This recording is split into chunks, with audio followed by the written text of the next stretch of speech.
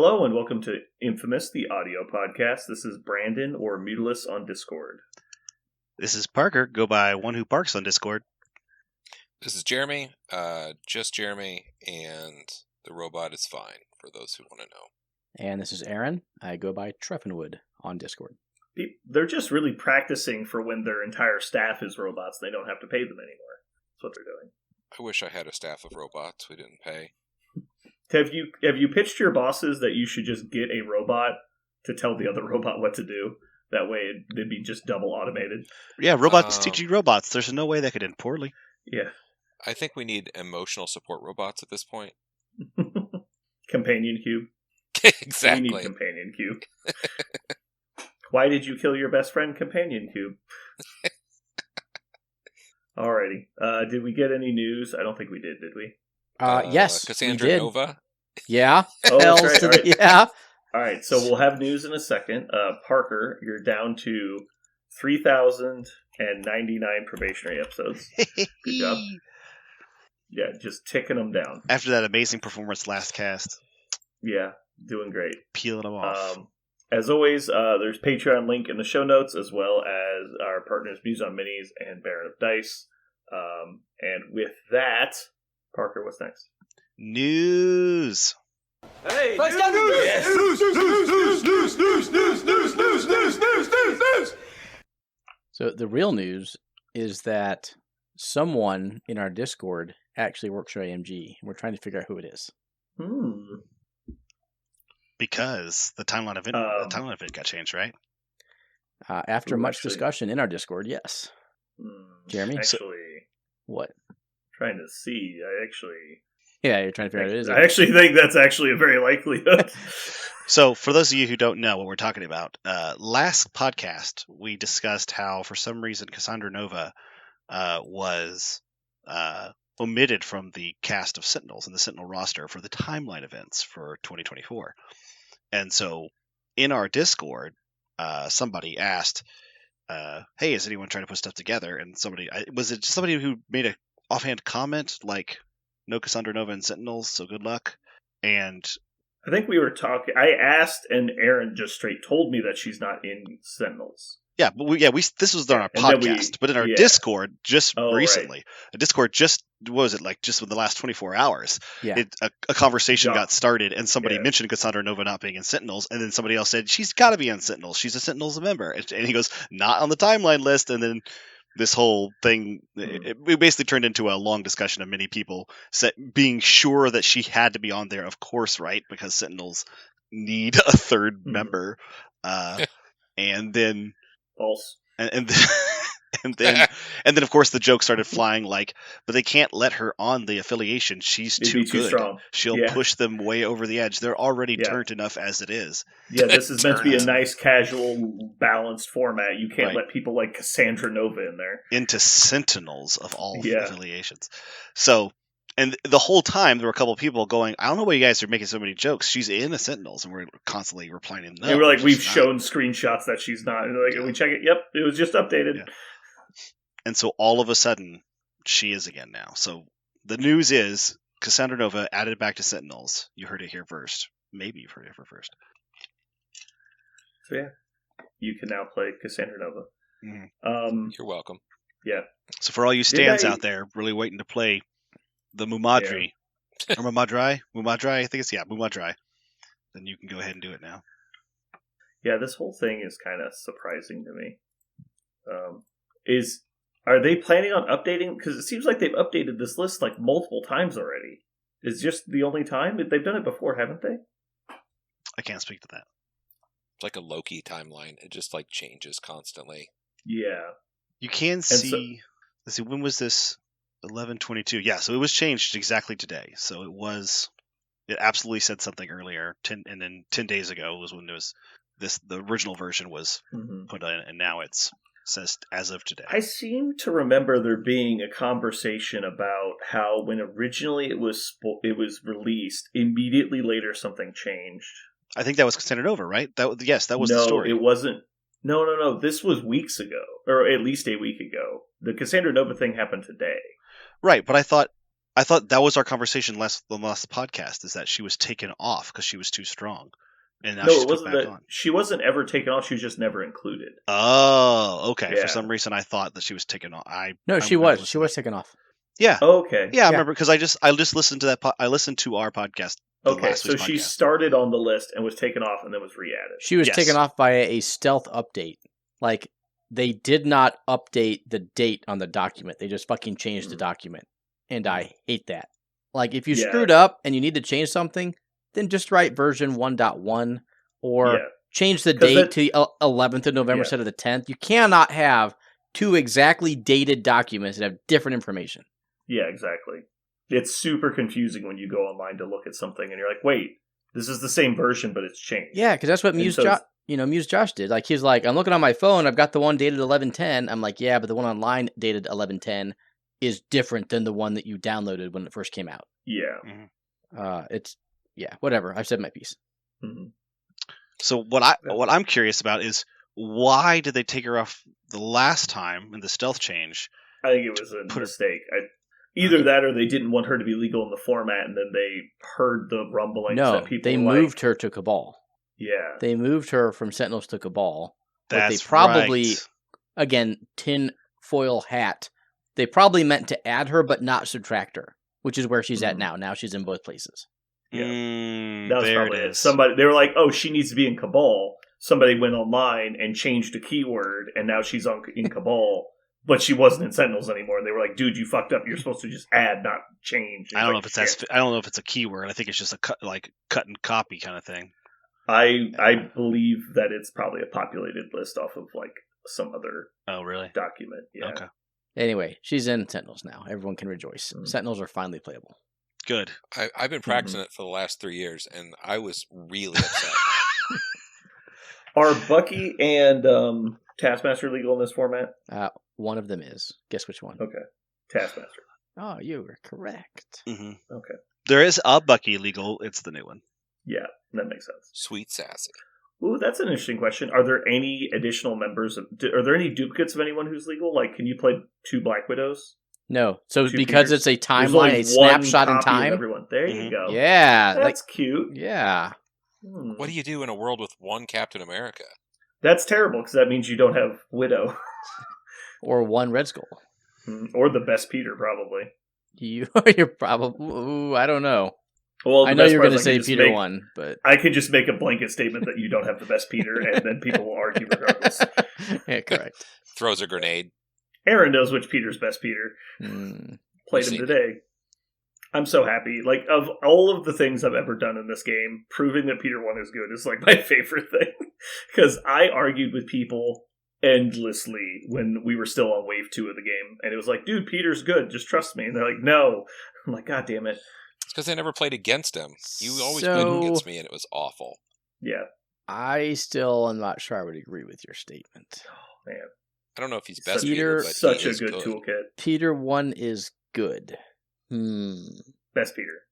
I'd have to play Peter 3, but I think there are some significant weaknesses in 4th Red Peter that means he is really a specialist that can come in for specific scenarios or problem crises or problem teams. Yeah, is Spider-Woman probably a better 4-pointer in a vacuum? Yes. Even for webs, yes. But the things that you need Peter 1 to do, nobody else does. Like, you can even argue that Spider-Woman is replaceable for other 4 threats in the game that just aren't webs affiliated. No one replaces Peter 1. True. I would just say that you're paying a premium for those abilities, and I'm not sure the premium is worth the abilities outside of a couple corner cases. Obviously, you need to want his toolkit. If you don't need that toolkit, then obviously you shouldn't pay 4 points for it. But that's true of a lot of characters. Yeah. Like, if you're playing Researcher, Voodoo's probably not your best pick. He's fine, but he's not worth 4 points in Researcher. Yep. Anyway, on a side note, Jeremy, what is a chef's favorite thing to do? Go home. Cut the cheese. That was horrible. It's a really bad one. It's so bad. It's like the worst one ever. Yeah, could you edit that one out? I feel like No, I'm leaving it. Oh, I'm leaving it. that was like pornography of dad jokes. Like that was way bad.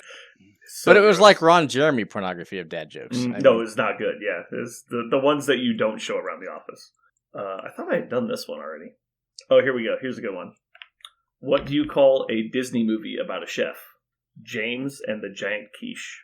You like that one? Oh my god! Like that makes me so angry on so many levels. Like, oh my god! Now I immediately have to look up. I don't. Holy shit! That was a Disney. That wasn't.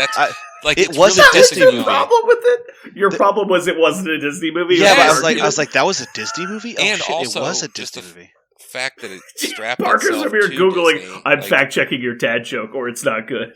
I mean, it's a bad joke. It is bad either way. That's true. But the fact that I had to look it up means it's bad because it doesn't immediately land. I got to get through these, or they're just going to be here forever. So I have to keep going.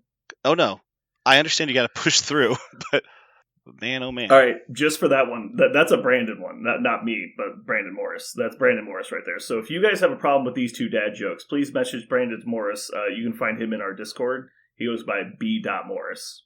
So just go ahead and jump on him for that one. All right. So moving on, we have currently playing. Aaron, would you like to talk about what you played today? Sure.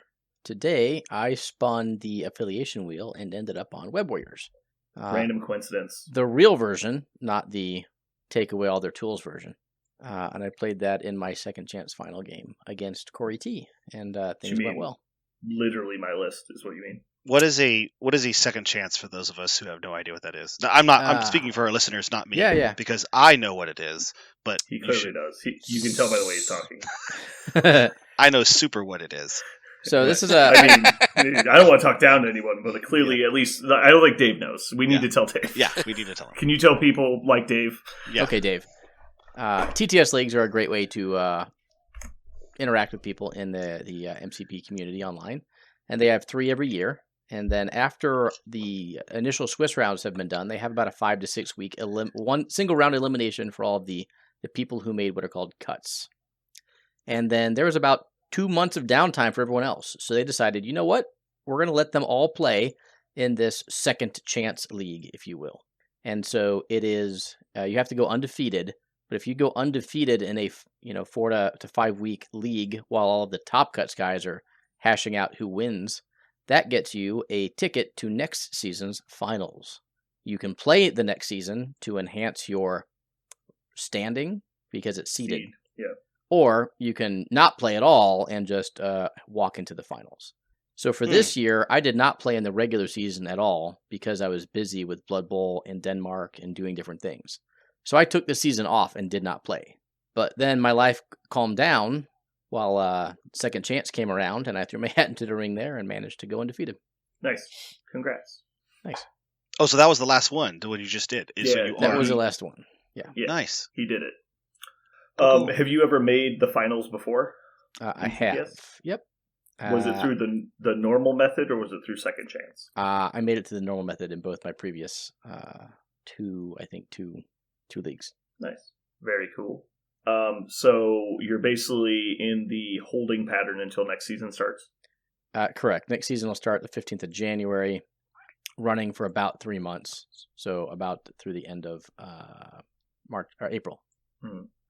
If you make it into the finals, are you qualified for the next finals, or Nope. Has anything like that happened? So it's just the second chance people get into the next one. Correct. So there will be about 32 people who qualify through the normal tournament, if you will, or league, and then maybe I think there'll be 5 who qualify through the second chance system. Okay. Just to give congratulations, dude. That's awesome. Thanks. I believe our local Kenny also made top cuts or the second chance cuts. Kenny did. And good job.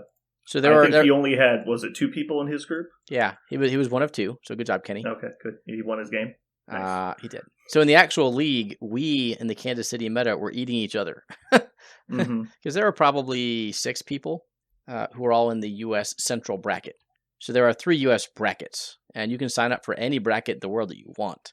You just have to be available to play at 7 p.m. in your bracket time. So everyone just signed up for Central bracket because that's what we're in. And then we all ended up playing each other. And we're like, this kind of sucks. So I said, if anyone's going to do second chance, maybe we should spread out the brackets we're in, so we're not playing each other. So Kenny joined the East bracket, and I stayed in Central, and Kenny managed to take the East bracket down. So sounds like a St. Louis tournament. Yeah. What do you know? Our meta's not bad. Each other every round. Yeah. Cool. So congrats, Kenny. You done good. So I guess I'll go next. I have been playing the Midnight Suns Defenders, and I have discovered that Midnight Suns with Hulk is not really my playstyle. Midnight Suns without Hulk, I think, might be, but I know Defenders is interesting. I've had more luck with Strange's leadership, which is the funny part, than I have with Daredevil's leadership. Although I do tend to take both of them in most of my games with Defenders, which is probably wrong, but it's what I want to play. So, however, I did decide in the last couple days there's a couple more things I want to try before I settle on one list. And the thing that I really want to try is Criminals. And so I threw together a Kingpin Criminals list the other day. I got 2 games in with it, and it is just as cheesy as I remember it. It's basically free wins if your opponent doesn't have a strict game plan for you, especially when you flip Scoundrels. And it's just like, cool, I would like 7 points, please. And they're like, damn it. But yeah, so my list is absolutely terrible. Aaron, do you want to hear it? I doubt it's terrible, but go ahead. Oh, you're about to be proven wrong. This is so bad. Let's see if we can get Cerebro to load real quick. All right, here we go. Criminals. All right, so we got Kingpin, Ulik, Rhino. All checks. Solid start. Crimson Dynamo. Fine. Beta Ray Bill. Also good. Emma Frost. That's horseshit. What? Blob. I can respect that. Yeah, sure. Okay. Black Cat, Lizard, Bullseye. Okay, this is not a bullshit list at all. This is a great list. Okay. Yeah. It's not a great list. So the thought was... You have 8 studs. So the problem is my point totals don't work out very well. I've got like 2 3s in the whole list. Yeah, you need Taskmaster. Yeah, I think that's correct. But the idea was that I wanted to... Kingpin is really good early game, and I wanted to have a good late game drop in case my opponent was also good early game and could like actually make the difference. So I was thinking to myself, what works late game? And I was like, well, Hellfire Club's pretty good late game because you get more returns on their leadership over time. So I tried to throw in an alternate plan in there, but they kind of play similarly. It's just like the leaderships are better. One's better late game, one's better early game. Okay, anyway. I take back my hatred of Emma. I fully agree that you need an alternate plan in case you're on pay to flips or like the matchups is really bad for Kingpin for whatever reason. So Emma is a fine pick. So now you only have one bad one, and that's Blob, and I played Blob in Kingpin. I actually like it, so never mind. I like everything in your list. Yeah, well, the other thing is I think he's really good in Hellfire, because when you have a healing mechanic and a power gain mechanic, that's, I think, really good for him. So that was the thought process in the list. But yeah, I've noticed that the problem is that I really need to replace...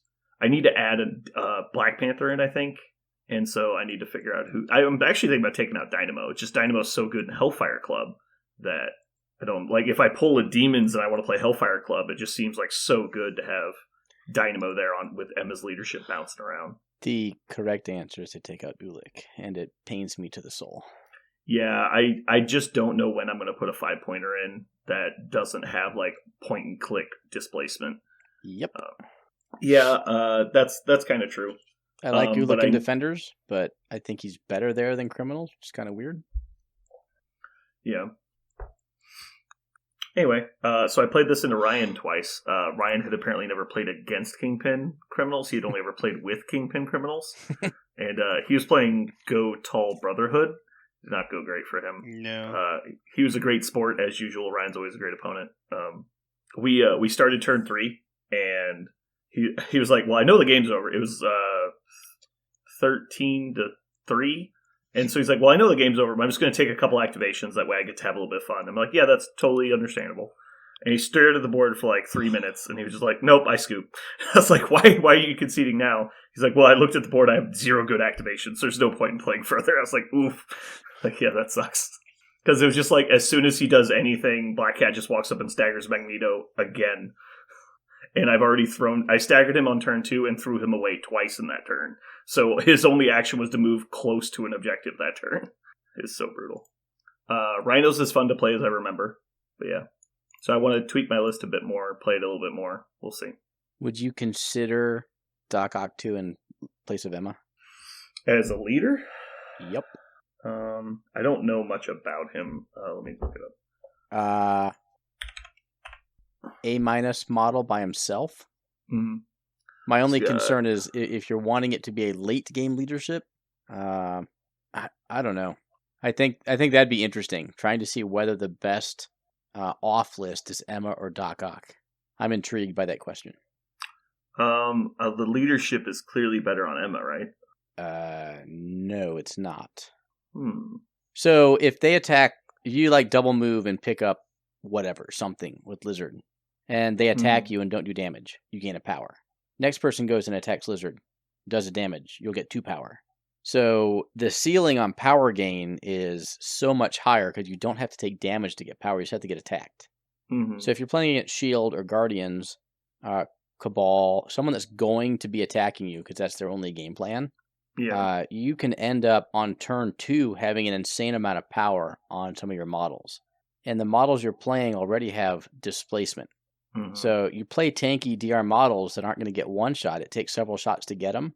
All your opponent is doing, ideally, is powering them up to be able to have their entire kit online top of 2 or early top of 3, whatever the case may be, to throw people away, which just further enhances their survivability, right?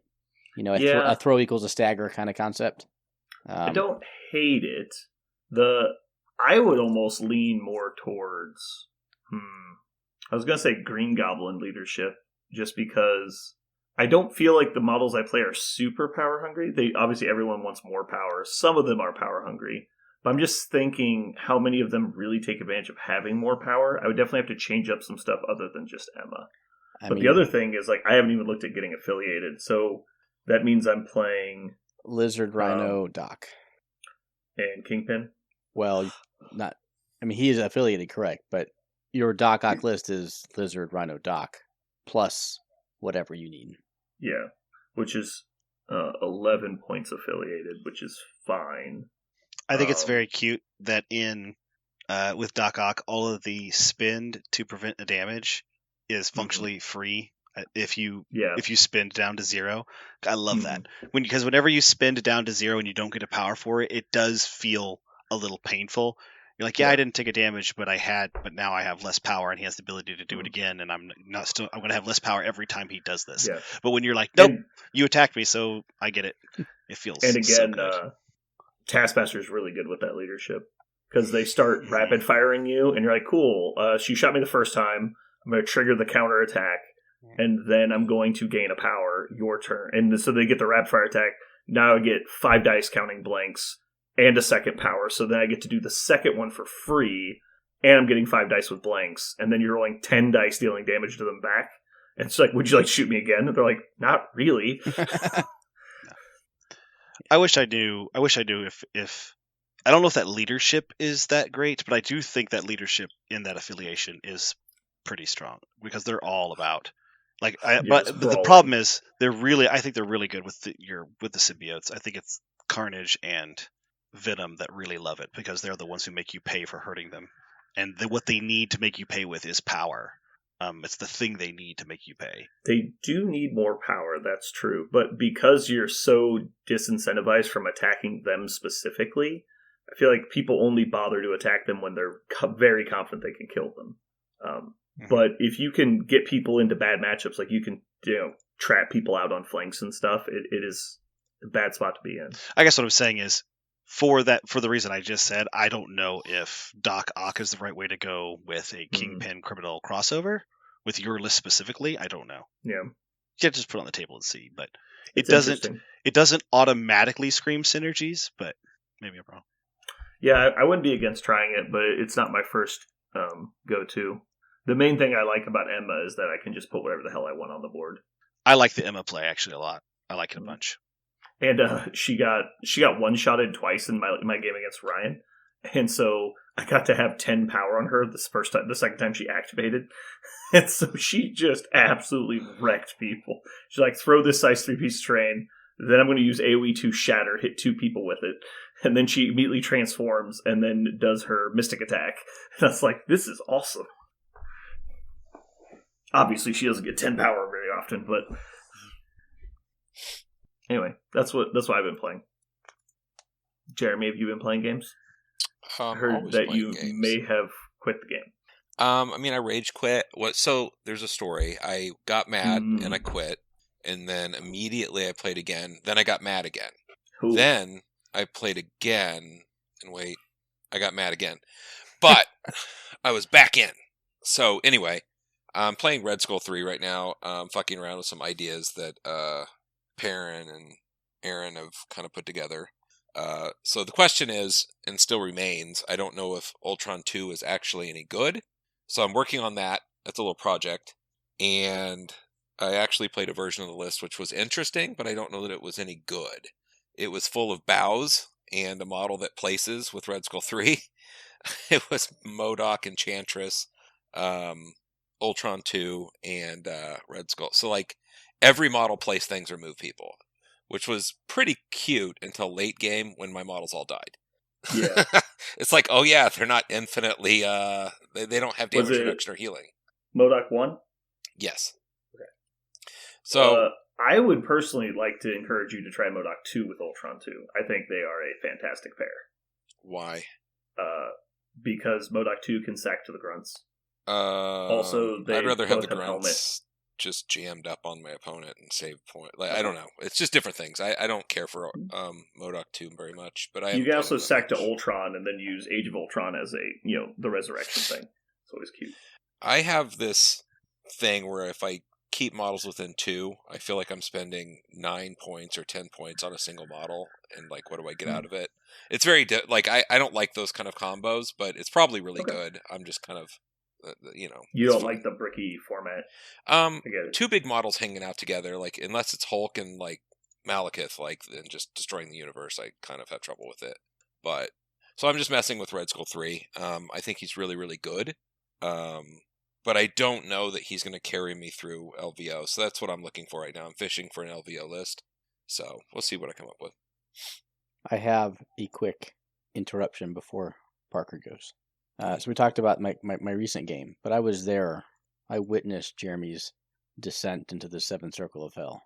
Ooh. And I said, Jeremy, don't worry. I've got you. So right after he got dismantled by Kenny, I was like, okay, I can take this on. I can take on the behemoth that is Kenny. So I played a similar list, but I played my Cabal list. It's all the healing factor mutants. Sabretooth, Logan X-23, Red Skull, and Mystique? I don't think I played Mystique. Ultron 2. It was Ultron 2 that game. Anyway, turn 1 was whatever. I was aggressive with Sabretooth. I sent him to the middle. Black Bolt hit him. He was like, you hit me, I'll come back. I did like 2 damage to Black Bolt with Sabretooth 1's clapback. I then double moved Red Skull to the middle point and ported Sabretooth with his power, like range 3 back towards all of Kenny's extract holders. Kenny was like, oh no, you can't do that. He'd powered up his Apex and sent him forward, but now he had to turn his Apex around. Like the dog moved him forward and he just had to go back to kill my Sabretooth. I'm like, okay, that's fine. Turn 2. The best turn of MTP I have ever witnessed, heard about, or been a part of. I have Prio. I activate Sabretooth 1. I say, Black Bolt, come here. Let's Savage Predator into you. He takes it on the chin, doesn't kill him, leaves him on like 1. He falls back because I got the trigger. I'm like, okay, into Apex. Go into Apex, do like 4 damage. He didn't have, I don't think he had the power for exceptional at this point. Second attack, I Savage Predator again because I got the power off of the triggered builder. I go into Apex, and I overkill him by a lot. I get the trigger, so he doesn't exceptional heal because I got the trigger to kill him anyway. So I kill him. I take the triggered attack into Quicksilver. I get 1 hit. I reroll 4. I do 5 hits total. So I did about 3 to 4 damage to Black Bolt, killed Apex from healthy to dead, and killed Quicksilver. And he's like, oh, fuck this. So he walks Black Bolt up and says, beam. I take like 2 damage. I walk forward. I rip Black Bolt a new asshole. And he's like, okay, don't worry. Toad's got this. Toad's going to walk up and incinerate. He's just going to incinerate you and walk back. Toad walks up, incinerates Sabretooth. Oh, wait, can I guess what happens next? You can guess. Toad dies. Sabretooth walks forward and one-shots Toad. Yeah. And he's okay, now you're incinerated, so Crystal's going to fly over, and she's going to get 2 attacks into you. No, she's not. Newsflash, she got 1 attack. She got 1 attack. I took a damage, walk forward, and murder Crystal from full to dead. So I want to point out that this isn't a single turn. This is many turns. But go ahead. Yeah, the first best round of MTP, we should say. So he's like, okay, I have 1 non-dazed model, and it's the dog. So I'm going to walk forward, and I know better than to attack you. So I'm going to chuck this dumpster at you. He actually kills me. I'm like, fuck no, I'm not done yet. This is my round 2. I play exceptional. He then bites me. Doesn't kill me. I walk forward. I only do 4 damage to the dog. Oh, poor Fail to kill him. But he's bleeding. But he's bleeding, and my Ultron grunts immediately activate afterwards and just shoot him to death. Mm-hmm. So on round 2, rather, Sabretooth single-handedly kills 5 models from full to dead and does 4 to the dog. Mm. Like, it was absolutely insane. Like, there was just a circle of models all around Sabretooth who were all dazed. And the rest of my team are, like, sitting on the intrusion portals being like, I guess we just sit here. Score 3. It was I feel like I have so to say bad. Something now. Go ahead. That this isn't even the best round I've seen a Sabretooth have. Okay. Let alone yours. Because I don't know if Jeremy remembers the days of Extended before they did standard format. Jeremy once played Doom Prophecy on his Sabretooth against me. Wow, whatever. All You've Got Doom Prophecy doesn't count. Hold on. No. Yes. He did not play All You've Got. Whatever. He just played Doom Prophecy. And then I proceeded to roll 2 consecutive hits on every attack my models made for the rest of the round. And I did negative damage to him while he literally dazed everyone on my team. So I was just like, this is the worst game I've ever played. I forgot all about that game. That was the worst he slaughtered fucking game everybody. Yeah. Okay. Jeremy, as you were. You're in the 7th circle of hell. You're now going to go play bad games like Judgment. What's going on? Currently on back end, but it's a game-to-game basis. We'll see how it goes. Cool. I'm not gonna lie, you guys set me up really, really well for my question. Because I actually had a question for my list. I'm still excited to play this Convocation and Defenders mashup that I've got. I really, really like it because it's got some of my favorite models of the game in it, and one of my favorite concepts, which is rerolling dice and attacking on your opponent's turn. It's all my favorite things. Whenever my opponent attacks me and I say, I have a reaction, and I say that like 3 times, I think that's wonderful. But it has, I'd say, 1.5 slots open, and I wanted to know what you thought should go in. And one of the models that I'm seriously and intensely debating is actually Sabretooth, because he definitely fits in the theme. And so the fact that you guys have just spoken so highly of them makes me wonder if I should more seriously consider him. So you're playing Convocation Defender Duelist, and you've got extra spots of character slots available? Yeah, I do. Okay. Interesting. All right. It's actually I don't know how that's possible. It feels like 1.5 because it's got the core of what I want to play in Convocation. It's got the core of what I want to play in. Okay. Who's your dedicated Convocation characters? Dr. Strange, Sorcerer Supreme. Wait, hold on. They're just because I think all my Convocation members are also Defenders members. But sure. I was just trying to get you to tell me the characters in groups, but however you want to do it. Sure. Sorcerer Supreme, Doctor Strange, Magic, Wong, and Red Skull, Master of Hydra are like my core Convocation.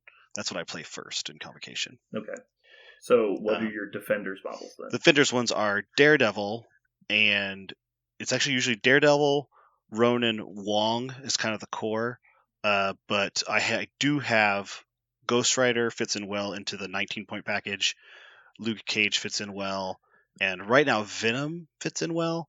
But I haven't been very impressed by Venom in the games I've played so far. And I think he should become Sabretooth, I think. That's the half one I'm wondering, is that I've been playing Venom in that slot, the non-affiliated 4. but I think it should be Sabretooth, I think. Well, if your question is solely about which character is going to fit better into the characters you already have and playing, because you're talking about a Defender's drop specifically, right? Not Convocation. Yeah, this is the Defender's drop. You should 100% be Sabretooth.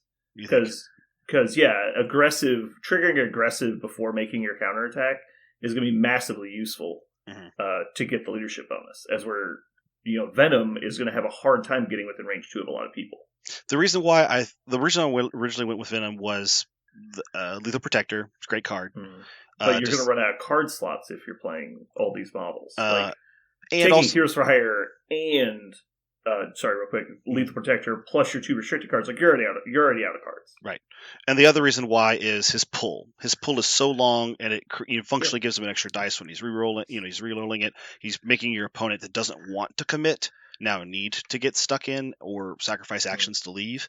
So that was the original idea. I just haven't come up against the list yet in which that has been important, And so I wonder. I was like, at this point, I'm going kind of like, fool me once, shame on me.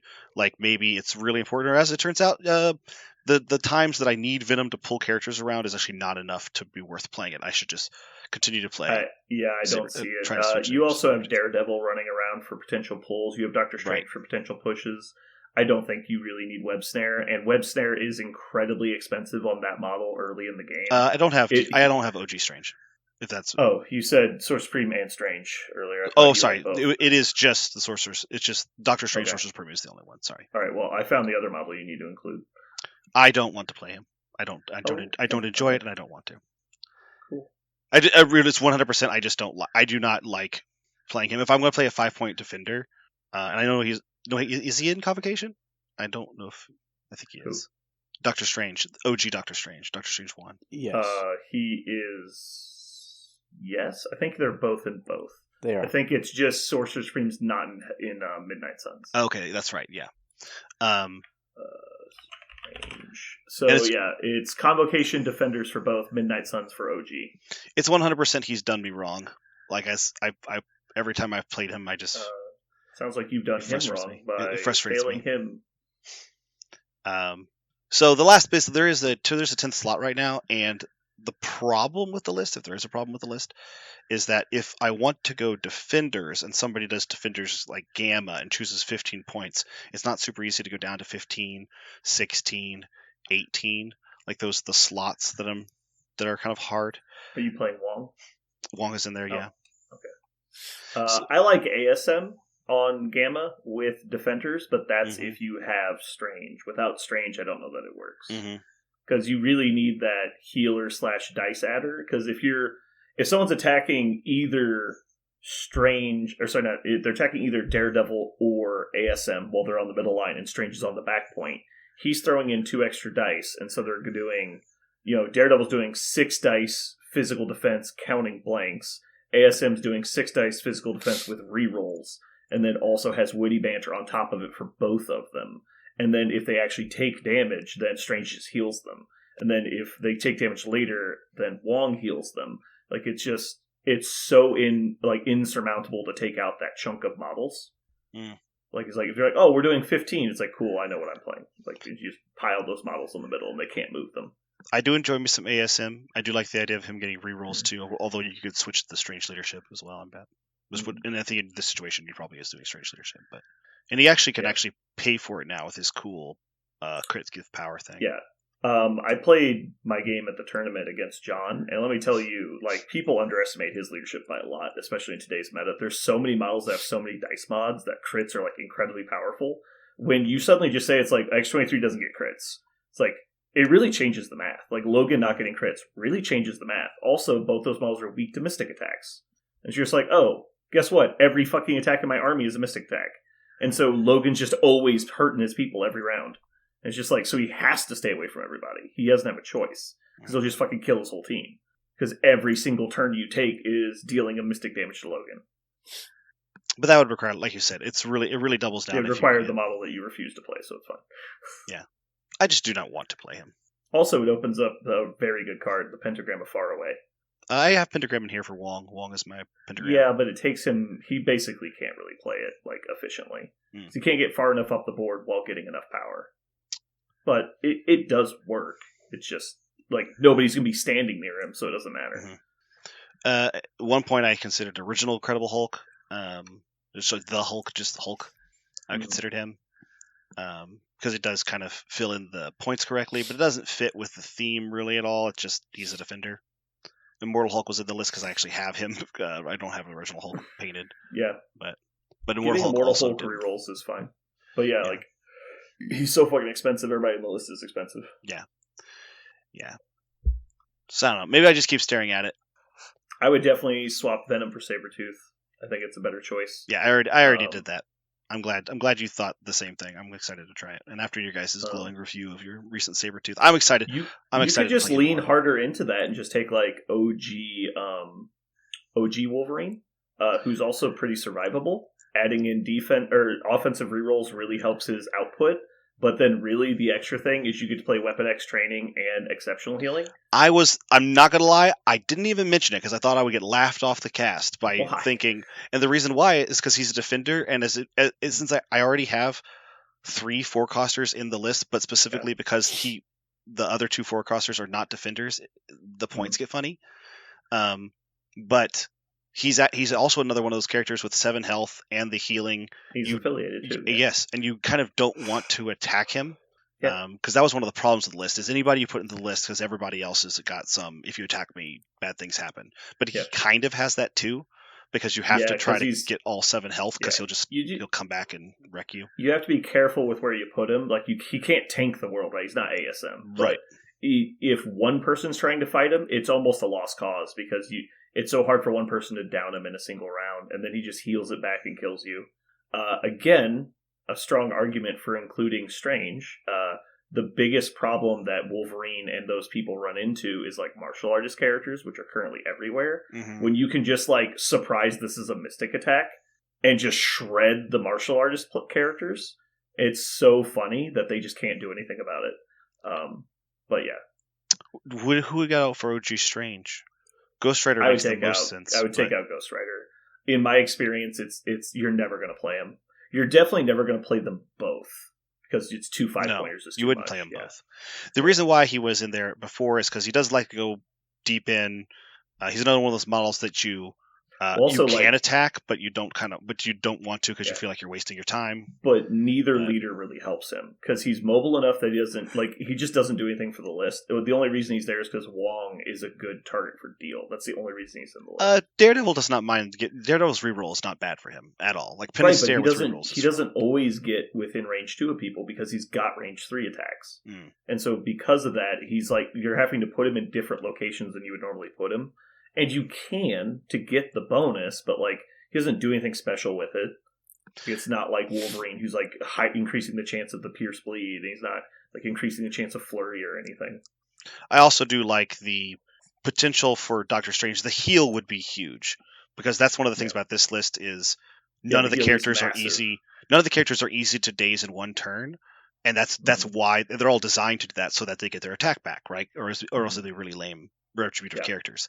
And so making them last a little longer with Wong heal and Strange heal would be super mean. Mm-hmm. I guess in the times I've played OG Strange, and I've given him a couple tries, he doesn't feel like a 5-pointer. My biggest argument for that is that he is one of the least intuitive characters to play in the game. You think so? Where you need to put him and the actions you take with him are completely different than your average character. And Jeremy tried to play him for 10, 12 games, and you just quit. You're like, I'm done. I hate this model. Like, he never got it. That's how I feel. But tell me, because you've dismantled me with it before. If we have time on this cast, I would love for you to tell me, what is it about Doctor Strange that you'd like people to know? Because I'd like to know. I don't want people to know it, because then I'll have to play against it. It's terrible. The answer is you need to really abuse his range bands. And so you need to not put him in harm's way while also putting him in places that he can affect the game. It's kind of like Red Skull. He kind of positions kind of like Red Skull 1 does, where it's like you're kind of in the game, but you're not really in the game because he's got range 4. And so he can drop stuff around. But don't forget, if you ever need to emergency reposition, you just play Pentagram. And you're just like, surprise, I'm in the middle of your fucking army and I'm dazing all your people or activating all your people. It's super good. He's got Stagger on a stick out to range 3 that has a chance of activating people. And then like he plays like the center of your army because you want everybody to be in range so they can get plus defense, so they can get healed, like all that stuff. He does like exactly the scenario that I'm playing defenders in, which is down the middle. He does like that. Yeah, he just like sits forward on your back E and just like gets to do whatever he wants. And also like double tapping, like 2 points of like omnidirectional pushes at range 4 is silly. It's so good. And he's also even pushing characters into range of your other guys to get bonuses after they've activated, and so you're purposely manipulating them in a way that's helping you if you want to go with the Daredevil leadership instead. And if they come charge you, you get to shoot them. Then you can choose to do the Daredevil reroll or the full reroll in either order. And so you're like, oh, I got 1 crit but nothing else, so I'm going to reroll everything. Now I've got 4 hits in the pool. Now I'll reroll 1. Oh, look, I did like a cool Yahtzee roll because I got double mods, and now I'll push you away. And when he does Yahtzee, he gets so much use out of that. And a lot, it's like a MODOK too. Like MODOK has those games where he kind of doesn't do anything because he never gets that early spike. But it's like Strange. If Strange gets a reasonable early spike, you're like, oops, this did 4 because I had cool rerolls. You're just like, well, now Strange has 5 or 6 power because he also got a block in there, and you're like, oh no, and now he's got like 3 defensive boosts or a heal and a defensive boost, and all this stuff's going on. Okay. I'll have to give it a try. I will. He's not Sorcerer Supreme, who's like a super solo. Like, that's not what he does. He's not doing that stuff. And I love me some Sorcerer Supreme. He's the main inspiration for the list. Is just so I can play him, in any time I want. I love him so much. But I thought about this the other day. Sorcerer Supreme is probably my favorite model in the game now. After playing him so much in MODOK 2, AIM, and now playing him in Convocation Defenders, he's just got to be my favorite. I love what he does specifically. Yeah. All right. I guess we're going to move on. Aaron, did you want to talk about your plans for LVO? Yeah, let's talk about them. Okay. So I'm going to LVO. Yay. Right now I have a seat at the Invitational due to winning LVOS qualifiers. I am considering turning that seat down. In fact, let's assume that's my going in game plan, and here's why. I'm going to assume that in order to win LVO, you either need to do one of 2 things. 1 is to play Guardian CGR. 2 is to play a list that you think has a better than 50-50 chance, or at least a 50-50 chance of beating Guardian CGR. Okay. I think the championship goes through them.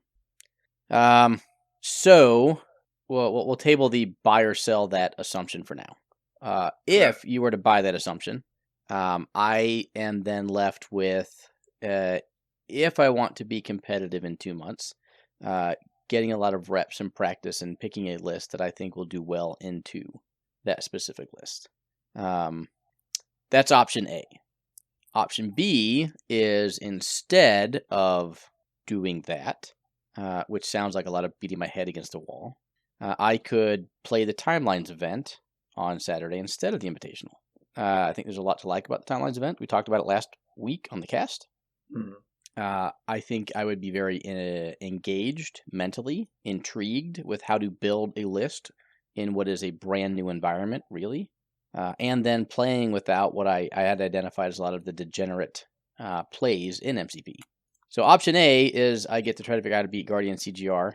Option B is I get to spend the next 2 months designing and building and testing Timelines lists. Okay, well, if I can get past my EP of withdrawing from the most prestigious MCP tournament in the nation, why don't I just do B and have a more fun time? So that's where I'm at right now. What are your thoughts? Your thoughts are my thoughts? Is that what you're asking? What are your collective thoughts on my monologue?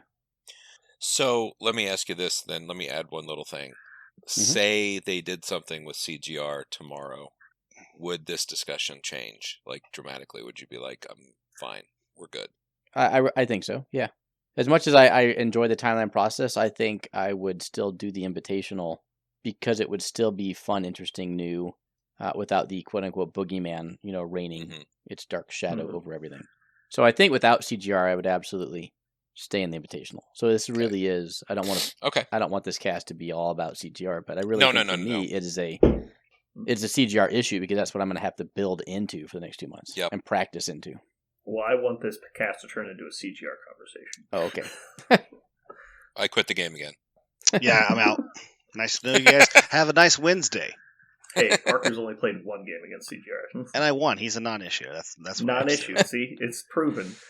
I've seen excellence in real life twice. One of them was watching Parker play. So I'm glad that Jeremy brought up the point that it was CGR is really the issue here. So assuming that was kind of my interpretation based on what you were saying. So we'll continue assuming that we want to move on plan B. Pros and cons for the timeline event. It is a new interesting format that gives you much more opportunities to test new formats and lists and stuff that you don't get to do very often. So it's definitely outside the norm, and it is probably more interesting and balanced than the current competitive pool. Cons that come to mind, honestly, I'm curious how many people are going to sign up for the timeline event. And also, like, as far as I understand, and please correct me because I don't know a lot about this, I have not looked into it. This is an unofficial timeline event, right? It's not the official format? It is, but it's only going to be run for 1, possibly 2 days of the format. So everything about the doc will be... So the only reason I say official versus unofficial is that everything Will Schick was saying in a podcast I listened to, he said that Adepticon is going to kick off the season of Timeline, which will carry over to the next Adepticon. Sure. So technically, the first Timeline season takes place from Adepticon to 1 day before Adepticon. So this is happening outside of that time frame. Sure. This is not, quote unquote, stamped by AMG, sure. Right.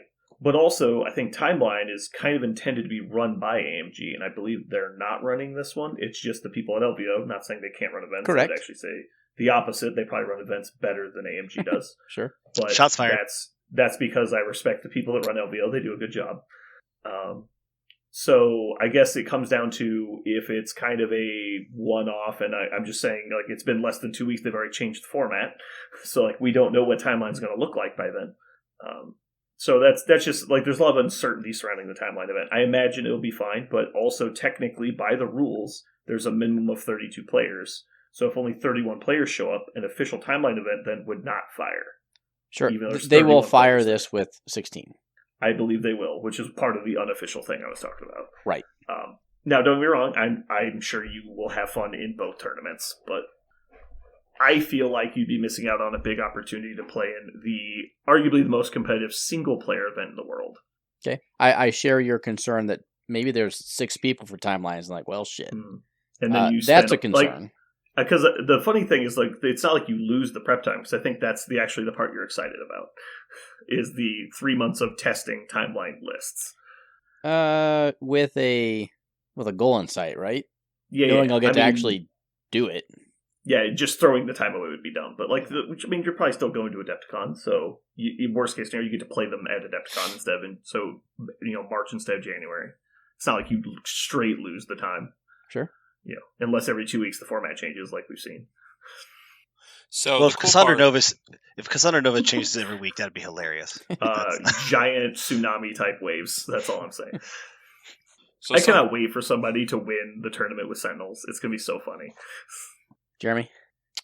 I think that a con experience of having a good time throughout the con is doing multiple things. Usually going and just playing in one big tournament usually is kind of tough and isn't half as fun as participating in a ton of shit that you can't do elsewhere. So that is definitely a pro of being like, I'm going to do this instead of that. Because you have potential to play in the qualifier,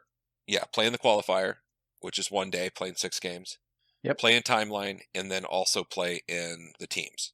So you get to go there and experience 3 different things, which only one of those, a normal style tournament, which you can have in your hometown on a Saturday, you're only using 1 day for that instead of spending essentially the entire weekend basing everything you're doing around playing in a elimination tournament like you play, monthly or every other week. So, I mean, that is a pro of being like, I'm going to experience the con and all it has to offer. I get that too. Well, I'm just going to point out that we've run a larger team tournament than LVO has, so, That is also true. We got something on and it was them. once a year. It was freaking great. I'm saying we did it once a year. Yeah. Just like LVO is a once a year kind of environment. We've done it more than once a year. We've had 2 since LVO. Yeah, we have had 2. That's true. We did do 2. Yeah.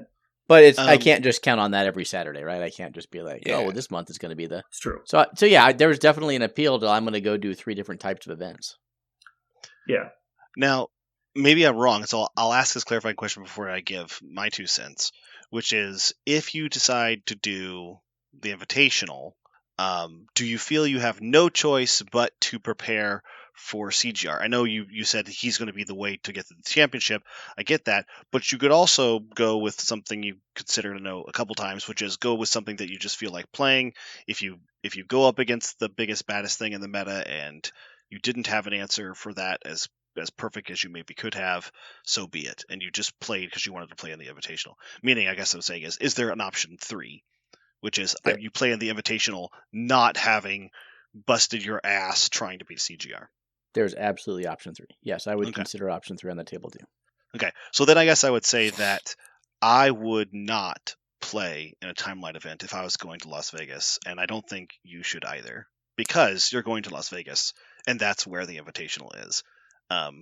If it was just any random con and it was just a collection of tournaments there, and you're like, yeah, I could play in the sweaty event, or I could play in the timeline event, well, then you're talking about what kind of things do you really prefer. But if you're paying money to go to Vegas, what's in Vegas is not a con. What's in Vegas is the Invitational Championship. That's what's there. That's why I think somebody goes to Vegas, is because they want to play in that Invitational Championship. They spend the time, the effort, the money. I think that's why you do it. And so if you're not interested in doing that, then you better live in Vegas or like drivable to Vegas, because it's just a con you can go to, kind of like the way we go to Warfare Weekend. Then you can do it whenever you want, have fun. But I think if you're spending effort to get to Vegas, I think you absolutely owe it to yourself. You owe it to the event, and to drive yourself to that goal of playing in the Invitational. Because you do have the Invitational already, right? You already have one. Yeah, he's got a ticket. Right. He's thinking about turning it down. Right. I turned down my ticket for War Machine Invitational last year. They had that. Well, I guess they still have it. I mean, that's just because there's only 5 people waiting for you there. Like there's like 60 people in this one. So I don't know. I can buy that argument a little bit, but I think I would refute most of it, or at least push back. Okay. Like at the end of the day, it's my time, my money, my energy. Like I want to go and have a good time there. There are plenty of people who are going to go to LVO who don't, to play MCP, who don't think they have a good shot at making it through the LCQ. They're just going to go and play games and have a fun time. So, but they are going to play in the LCQ, right? I assume there are some people who won't even do that.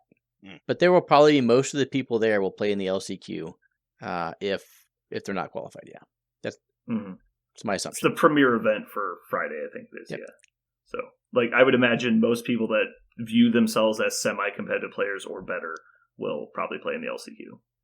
I guess that really does answer your question there. I think maybe you got it, which is you're not going to Vegas to play in the Invitational. You're going to Vegas because it's a con. It's just like any other. It just happens to be in Vegas, and there just happens to be a championship there. But you're not interested in that, and I think that means. Well, I would be without CGR. Let's put it that way. So there are varying levels of import. Okay, well then maybe I would say go ahead. Go ahead. No, that's it. I would actually push back on that a lot then, because I think you could absolutely. Maybe I'm wrong and I'm just super way off, but I feel like you could play a lot of the Invitational Championship and not see CGR. I think you could do it. I don't. Maybe I'm way off, and the chances are super low, and everybody will have CGR on their list, and everybody will play them every round. And because that's the way to win. I don't, and maybe it is in the championship, maybe top 4 tables, everybody's got CGR as a CGR fest, but I think you could play a lot of games against really strong players, have a great adventure there, and not see that. Malekith was a big boogeyman when we went last year. Jeremy happened to see him every round playing with him, and that was really, really that was a bad series of coin flips. I saw him once in my last round, so. I think, and I was ready for him, and I prepared for him, and I didn't even see him. So I think you can absolutely go to the Invitational, and unless I'm way off, and it's nothing but the CGR show, I don't think it will be the CGR show that will guarantee you needing to feel as if you have to prepare for him so hard. Maybe I think the Malekith analogy would be correct if Malekith wasn't nerfed right before LVO last year, because he was not what people thought was actually good. It just happened he was still good. It happened close. I think because I think it was like roughly November, December-ish timeline. November. Yeah. So he had been nerfed for about a month and a half. So a lot of people were still very practiced with him. Yeah. And so that was probably a lot of it. But again, like, how many Malekiths were even in the Invitational last year? It was like, what? There wasn't 10? that many. Yeah.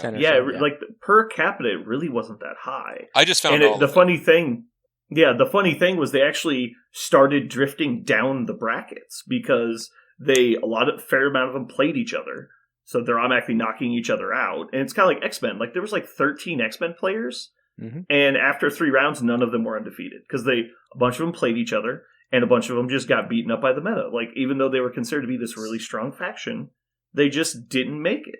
And I think that all of that. I'm sorry, I'll let you finish your sentence. I played one X-Men player the whole event, and they were like a quarter of the field almost. Like it was a huge number. I played one. I've been kind of letting you guys go at it. I want to share a insight that I've had. So obviously CGR has been a hot button for like the last few months, and a lot of people obviously want him to get nerfed. Like I don't think there's many people that are arguing against it at this point. Everyone is on that page. Is he so strong that like he's unbeatable, or is he just very unfun to play against? It's number 2. Right. So now, having said that, I think a significant portion of people are misplaying CGR. I actually think, just like Malekith took a while to get unlocked, I think people, all of the anecdotes about, CGR ported 5 and double tapped my model and killed it, my deployment zone. Yeah, that sucks. That's also probably an actual bad first round play from CGR. Yeah. So the weird shit you hear is not the good CGR play. And I think it's just the dice anomalies. The more people play CGR well, conserving power, using chains more, all of those type things, setting up your spender and not just turning it into a dice fest. I actually think CGR play at a high level is going to get better, and that just scares me. So right now, it sucks because it's just CGR dice. You can mitigate some of it, but by and large, a game against CGR comes down to their dice. And that's the bad play experience, not that he is an auto win. Yeah. So my perspective of if you're trying to dodge CGR is actually kind of the opposite. I think if you choose to play in the LCQ, the number of people that are going to try and crutch on CGR to coast to victory is going to be massively higher than the actual capital of them in the Invitational. So if you're weighing those two tournaments against each other, I think you're going to be playing in the more shark-infested waters, if you will. Fair enough. I can buy that. The second one is because the quality of players is generally expected to be higher in the qualified pool as the unqualified pool.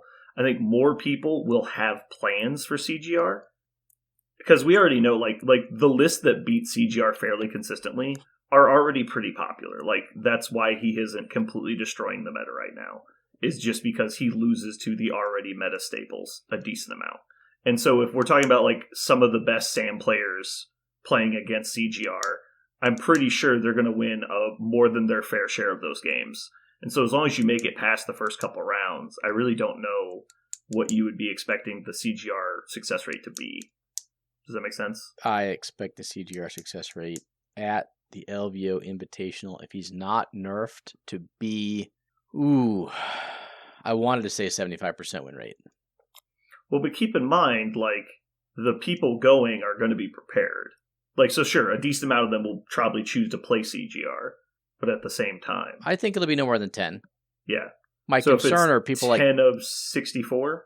Yeah. Like Zach Cohen, very good player, extremely experienced with Guardians. I don't know that I can build a list other than Sam Vengers that's 50-50 into him running CGR Guardians. Mm-hmm. And that's with knowing exactly what he's going to play. I don't think I can get that win rate to above 50-50. That just scares me. Like, it's not that I'm... Not even 51%? Not even 51. I'm not even going to go 51. Would you say 49 then? So I think, speaking candidly, that of the 64 players, there would be, I don't know, I'm going to guess 40, maybe 32, maybe half the field who are going to be quote-unquote top-tier players. And you're going to have some other people who won lesser qualifiers or who get to the LCQ or who just got lucky earlier in the year and haven't played for 4 months but still show up, right?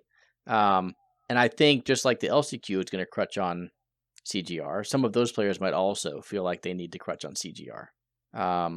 So that's why I think the actual CGR win rate might be lower than 75%. But if people like Zach is not going to go anything less than 4-2 with CGR, I would be shocked. Well, I'd be shocked if, first of all, he didn't bring that list, and shocked if he went less than 4-2 with a good shot at going 5-1 or winning it. Yeah, so I don't disagree. Like, the people that are like Guardians players and the most experienced with the list are going to be the scary ones, right? Not the people that have adapted to it in the short term, right? But when I'm talking about like being successful in tournament, I'm like, how many rounds did you go undefeated? Like, going 4-2 like is great, but if you're just trying to get to the finals, like, you just need them to lose before you play them, like.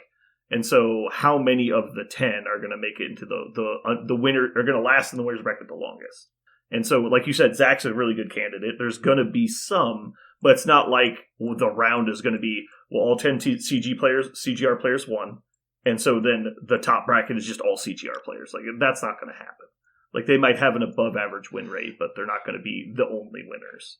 So, I think the problem, Aaron, that you're having is the fact that this anomaly exists in a game that you want to be competitive that can coin flip you, and you don't really want to play in that environment. Is that kind of it? Like, it's like, what's the point of playing a coin flip game? Flip the fucking coin. I think it's less about the win rate, like the 50% win rate. It's more about the way in which the game is, like, where it's just, you're just waiting to see how the dice fall. Right. My decisions don't matter at all is hyperbolic, but to the extent that I think they should in this game when you're playing against CGR, because it's mainly the amount of his dice have an oversized impact on a game compared to any other model that currently exists. Like, speaking non-hyperbolically, to where my activations and decisions don't matter as much as they do in any other game of Marvel. That's the issue I have. So yeah, it's not the coin flip win-loss. That is fine. And by coin flip, I mean not literally just flip a coin, but on average, I have a 50% win rate into this affiliation. That would be fine. I would even say, Guardians without CGR are still extremely good and probably no more than a 45% win rate against their worst opponent. So there's a lot of kind of coin flippy matchups, but those coin flip games are decided based off of your decisions and the dice that get rolled by a multitude of characters, not one character's activation. Yeah, I got it. I think it really boils down to, I guess I could live with the actual invitational having a bunch of that, because that's just one tournament, right? And if I run to that and I lose or win, like, it doesn't matter. It's 6 games. Like, I can live through 6 games of less than fun MCP. What I don't think, live through is 2 months of prep asking people to play CGR so I can get reps into it. That sounds like fucking torture. So I'm back to what Parker talked about. Like, what if I just go and we see how shit happens? Like, maybe it'll work out, maybe it won't. Well, like you were saying, like, because the game is, the decisions are degraded, I don't think the justifiably right thing to do is spend 2 months playing CGR reps. Like, that's not that useful. Like, obviously you want to be comfortable and feel like you're going to be able to make the right decisions in the moment. That's going to require some practice. And it's going to require practice against somebody who actually knows how to play CGR well. But it's not like, it's like, all right, I wake up, let's play 3 more games against CGR. Like, that's not going to be the case. I mean, it kind of was leading to WTC, right? Because I was one of our potential drops into that matchup.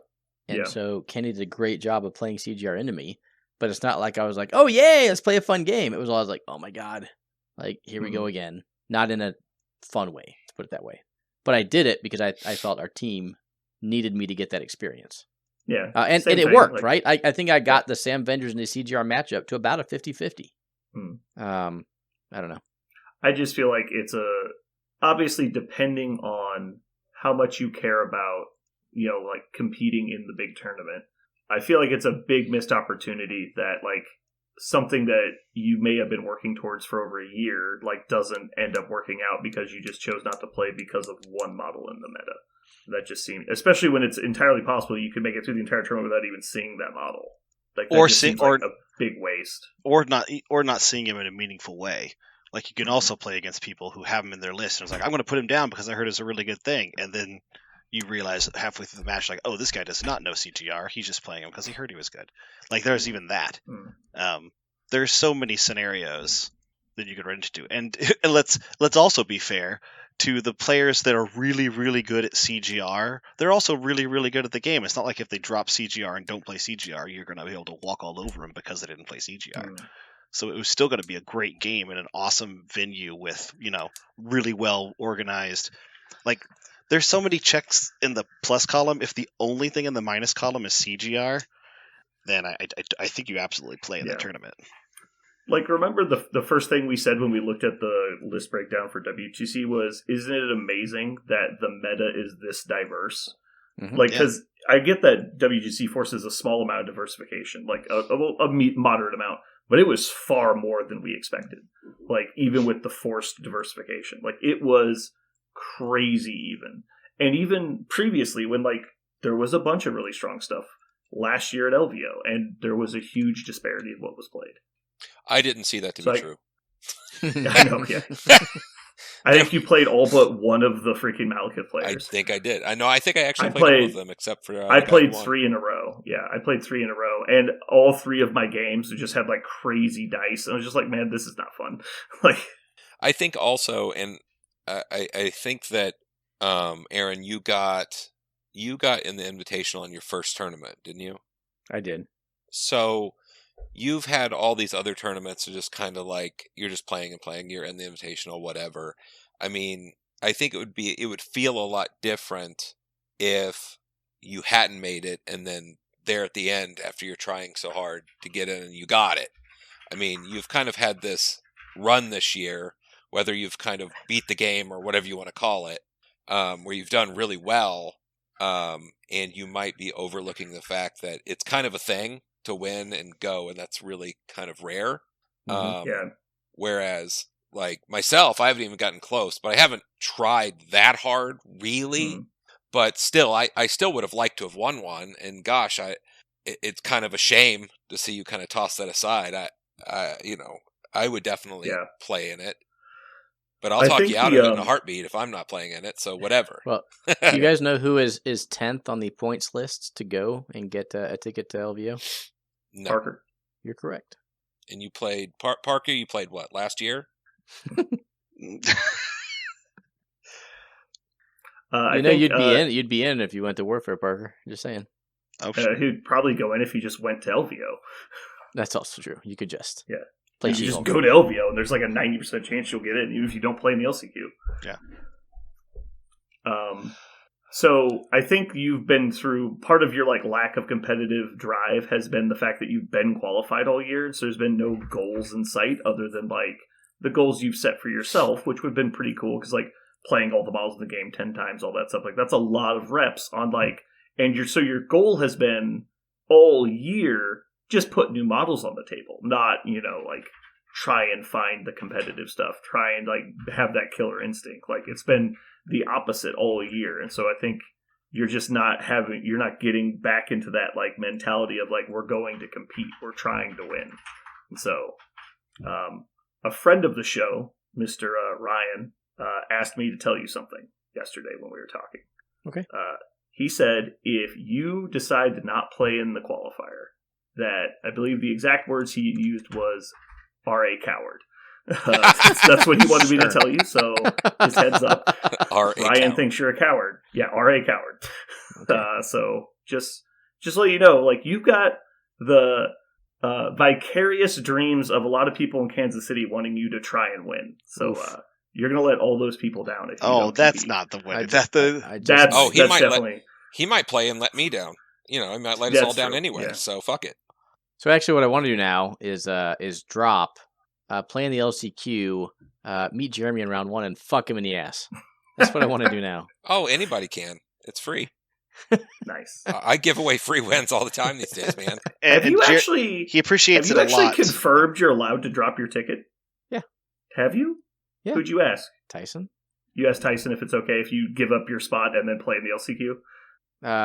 I know you can give up your ticket, for sure. Yes. I know you can do that. I don't know if they'll let you play in the LCQ. That's my point. Ooh, why not? Why would they? I mean, they also have weird arbitrary rules about, placement falling. So they do. That is not, in fact, posted anywhere. What did I write? I wrote, I said, I suppose I can always drop the invitational and then win my way back in the LCQ. I'll let you know by the end of the month. He did not respond to that. Yeah. He probably thinks you're being sarcastic. Oh. He probably does. That was 100% non-sarcastic. Yeah, but he doesn't know that because he doesn't know you're psychotic. I'm just saying, Aaron, you have had 2 ways now to prove your worth. One was beating Pat. That fell short. Oh, shit. Second, winning the invitational.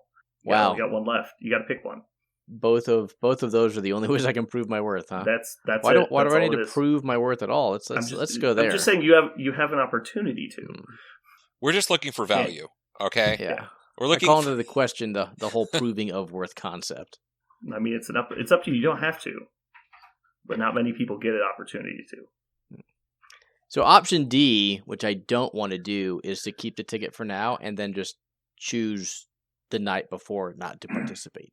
Nah, I don't do that. Oh no, I think you should definitely have a plan and So here's what maybe when you get there, something changes your mind. Like you get there and nobody signed up for the timeline event. Like literally, you're the only person signed up. You're like, all right, well, this sucks. But outside of that, I think you should have that's not happening. Right. So I think you should have a hard plan before. Yeah. So that's not really. I mean, I think Tyson has a 1 December cutoff to make a decision, which is 2 months before the event, which is kind of weird, but. I don't want. He wants to be able to tell people if they're qualified. He wants to give my ticket away to someone else so that they can use it. Now he doesn't. Because last year there was a lot of people that couldn't make it last minute, and so they had to roll down 19 spots in the LCQ. It wasn't 19, but yes. No, it was 19. I was there when it happened. Was it? But 19? It was because they was supposed to be the top 11, but then because people didn't know how many slots it rolled down, everyone left the convention center. Yep. And it's we start at 8. And nobody's here to tell them that they made the spot. And so they're like, all right, is number 12 here? Nope. Is number 13 here? And it rolled all the way down to 19 because nobody knew that it was going to roll down to 11 spots. And so they just left. Yeah. So they just left. So yeah, there's 11 spots, but it rolled all the way down to 19 because people didn't know. And so they just assumed they were out and left. Yeah. No, I don't think it would be right for me to hold on to a ticket and then choose the last minute to give it up, which would end up going to an LCQ spot. Right now, they're planning on taking 5, but based off of people who end up not being able to make it, it could be higher. Yeah. So that is not anything I'm actively considering, but it would be I'm not going to play in a tournament if I just am hating life, right? So I would do that if I had to, but I wouldn't include that in any of my primary options out of respect to Tyson and Charles and what they're doing and trying to set up. I mean, obviously, you could just go and then just say, as soon as the LCQ ends, hey, by the way, I'm not playing tomorrow. And they could just scramble and figure it out. But that's very not cool. And it would be do it. Before that. That would be a dick move. But no. Exactly. And that's why you're not going to do something like that. Right. So, okay. So it sounds like you 3 are telling me I should eat my Brussels sprouts and get the CGR. What did Ryan say? I think there's actually a non-zero chance that you go there and don't see a CGR all the way to the end of the day. That's a very real chance. It might not be the likelihood. Yeah, but, I said non-zero. I just how about this? Yeah. Fucking right jinxed now, it.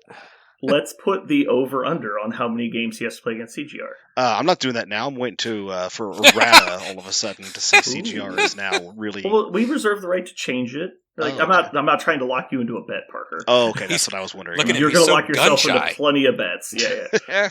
I put the over/under at 1. I'll take the over. You think you're going to play against at least 2 CGRs in the Invitational? Rosters with CGR or squads with CGR? Table CGR. We'll just say rosters. Okay. Wow. Well, yes. I think it's definitely more than 2. I would bet 1,000 of Parker's episodes. It's the over. Ooh, I accept that bet. All right, moving on. Parker's like, no. Stop betting with my. You're not good at this, Aaron. All right, you're not good at losing my episodes, or maybe you are good at losing my episodes. Parker, I would love to lose 1,000 of your fake episodes for me not having in real life CGR meltdowns. All right, I got it. It's on the list. Would you like to know, Aaron, the reason why I don't think you're going to see CGR in Las Vegas, and you're really going to appreciate your choice of going? Yes, please tell me. You're not Jeremy. That's I'm the reason why. Jeremy. Because you know why I think you're not going to play against CGR in the Invitational? God won't let Parker win a bet. It is true. If you make a bet in the favor of seeing CGR, that's true. Likely I will lose episodes, and therefore you will win. And you know what? For that reason, I'm okay with the bet. If it costs 1,000 episodes for you to have a good time in Vegas, I think that's worth it. That's the price I pay for your good time. Okay. Yeah, that means, let me check. It looks like, let's see. Looks like end of January, you'll be somewhere around 4,094 episodes. Mm-hmm. God damn. I did hear you say we reserve the right to change this if we find out that there's an errata. Yeah, no, we'll adjust it. It'll be annulled. It'll go down to the over being 0. Okay. Well, then at some point in a cast to be determined, you have to try to tell me what I should actually play. I am happy to sit around and dojo anti-CGR stuff with you. Great. Well, it doesn't have to be anti-CGR. I think that's the... Well, I think it needs to have a plan. The real key is that you need a plan. If your plan is dodge, that's fine, but your plan needs to be dodge, and so just know in advance. Mm-hmm. And that way, when you get paired with CGR, you just know what's going to happen.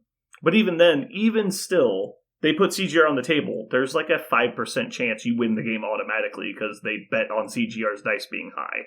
And it just ends up being very low. Because that list doesn't really get to play anything other than attrition. Dodge, duck, dip, dive, and dodge. CGR. Alrighty. Cool. Parker, do you want to hit us with some Comic Corner? Yeah, I got a short but sweet one. That's for you, Jeremy, because we're going to talk about Ant-Man. Oh, it doesn't need to be that short. No, you get it? It's the... Anyway. Short. It's fucking... Just stop. So I want to talk about an Ant-Man solo title that they published in 2020. And so there's actually been a couple different Ant-Man solo titles. But the one from 2020, if you want to find it in graphic novel form, is called Ant-Man World Hive. And it actually it was written by Zeb Wells. For those who don't know Zeb Wells, he's done a lot of really fun stuff. A lot of the current Amazing Spider-Man stuff is he's responsible for. So if you've read any of the new Amazing Spider-Man stuff, he also did a lot of new Krakoan X-Men stuff. Which if you ever listened to me do a Comic Corner before, you know I'm a big sucker for those. And it's penciled by Dylan Burnett, who I don't remember if I've ever seen anything done by Dylan Burnett until I read this Ant-Man stuff, but I really, really like it. And so if you've seen any of the Cosmic Ghost Rider, like the original Cosmic Ghost Rider stuff, he penciled some of that as well, which I haven't actually read the original stuff, only the latest stuff. So if you were all interested in those things, take a look at this Ant-Man. In the graphic novel form, it's called Ant-Man World Hive. If you looked it up on something like individual issues, it's Ant-Man from 2020. And there's only a couple issues of it. I think it's 5 or 6 issues long. But it follows Ant-Man and his daughter, who's going by the name Stinger in this, because she has a wasp-like abilities in this version of her. And they actually it takes place in all places. Florida is where it starts, because Ant-Man has decided he wants to raise Cassie away from all the superhero stuff in New York, where it's just superhero stuff all the time, but he's still doing superhero stuff because he doesn't have any other skills that are interesting or applicable. And so Scott Lang is still trying to be a D-list superhero taking care of random things in Florida, and one of those things is just kind of pest control, because he can talk to insects, and so because insects are such a big problem in Florida, he's kind of solving pest problems as a superhero for hire in Florida. And he comes across a very Ant-Man themed bad guy who is basically weaponizing insects across the planet. And the rest of the comic is him and his daughter trying to solve the mystery of who is weaponizing all of these insects and also insect theme supervillains. So if you've never looked, there are actually a lot of random insect themed supervillains from different characters across. Like there's a guy made of bees. His name is Swarm. Swarm. And there's a couple other like random insect themed characters, and you're like, why are they all going kind of crazy? And you find out there is like an Ultron for insects basically out there. I'm not going to spoil it. He's introduced for this comic, and he is trying to take over the world for insect kind, and Ant-Man's there to stop him. So it's really nice, tongue-in-cheek. If you're a fan of the Ant-Man movies, they really draw a lot from that version of Scott Lang. He's very much Paul Rudd in comic book form. His sentimentality and his relationship to Cassie is much better than what they did in the third movie. So if you did not like the kind of anti-relationship that they had, just very inconsistent, but it's done much better in this comic.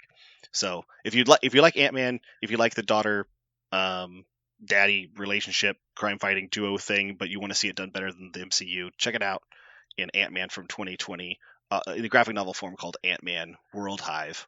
Really fun read if you're an Ant-Man fan, or maybe you never read them, but you want to just read a couple issues. Really good. Cool. All right. Well, thanks, Parker.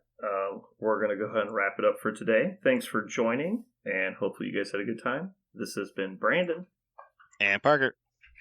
And Jeremy. And Aaron. And you've just listened to The Sweat Lodge.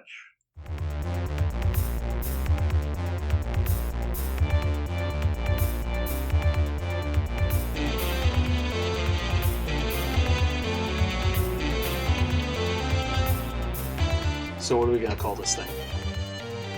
I got it. Okay.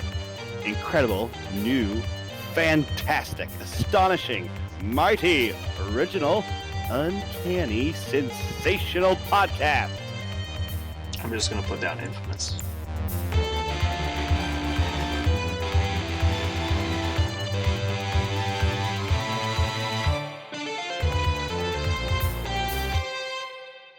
And we did it. Oh. Oops. Made it back. Yeah, this was, I'm not going to lie, I kind of sprinted back to the podcast today. I don't think I've ever had such a late Wednesday. And I can't remember the last time I had such a late Wednesday. I feel like you've had a lot of late Wednesdays. No, it's always been really late or very late. It's usually me just dicking around and not giving myself enough time to do things. Oh, it's good to know that we always started an hour and a half late just for no reason at all. We assumed you were putting out fires and saving babies. That's true. There's been a couple He's times. Like, I just felt like sweeping the garage before the podcast, so we started an hour late. You guys are right. Actually, I'm going to take it back. Now that you think of it, I guess I just forget about them because they all just kind of bleed together. I feel like if we're never again going to wait for Parker, it's like 9:31. We start the recording. Fuck yeah. He's like, yeah, I was just watching TV. I didn't know you guys were waiting. Jeremy's over here crying because he gets no sleep. He's actually sitting just off the camera, reading a book. Gotta catch up on his reading. He had to prepare for Comic Corner. Oh yeah, true. All right, well, I have 3 good movies and 2 bad movies, and I have yet to see any of the other movies on this list. It's gonna be hard to choose. I guess I could pick some like just old Disney movies. The Shaggy Dog. It's kind of funny. I didn't know how much I like musicals until I met my wife, who's crazy about musicals. Like, she loves them. And then she's like, do you like musicals? Like, I don't know, maybe a little bit. And so she started listing off movies, and I was like, oh yeah, I've seen all of those. And she's like, oh wow, have you ever seen anything live? I go, no, I don't think I've ever seen any live. And she goes, started listing out some live musicals. Like, oh yeah, I have seen all those. Huh. Like, it's just, I hadn't realized how much of my life I had kind of wandered onto movie musicals or play musicals and actually been able to see them. But since then, I've even seen more. But it's kind of interesting how I love how it starts off with, I've never seen one ever in my entire life. Oh, yeah, except for those. And wait, most of the movies I've ever seen are musicals. Never mind. And then, like, it was odd. The other person lists off all the ones they've seen. You're like, oh, I've seen all those and all these. Mm-hmm. Like, great, thanks. Huh. Well, Disney does make up a fair amount of that. That's for true. But even the live action stuff, I did not realize how much I had seen. Okay, I got my list. We're good enough. I'm gonna have a hard time picking. This is maybe worse than the cop one. I have two I know that you guys won't pick, and so I'm safe on those. I just need to go first, and I'll be fine. But if we go past that, I'm gonna have to name some real dog shit movies that nobody's ever seen. Oh boy! And so it's best if I just go first. I'm gonna be honest. Is there any that John Wayne sing in? Because that would be something. One of them has an excessive amount of Tom Cruise singing. Ooh. Yeah, I know. And you guys are now going to beat yourselves up over which movie this is. I mean, let's not kid ourselves. Top Gun has an excessive amount of Tom Cruise singing. Does it? Like 4 songs? Unique to the film? No. Okay. But 1 is still too many. Okay. Aaron, are you going to go with my idea and pair this and do a 2-week pair with this one? No. Okay. Yeah, I think the pair was just supposed to be a one-off. Oh, I just assumed that was something. Why are you trying to make it a thing?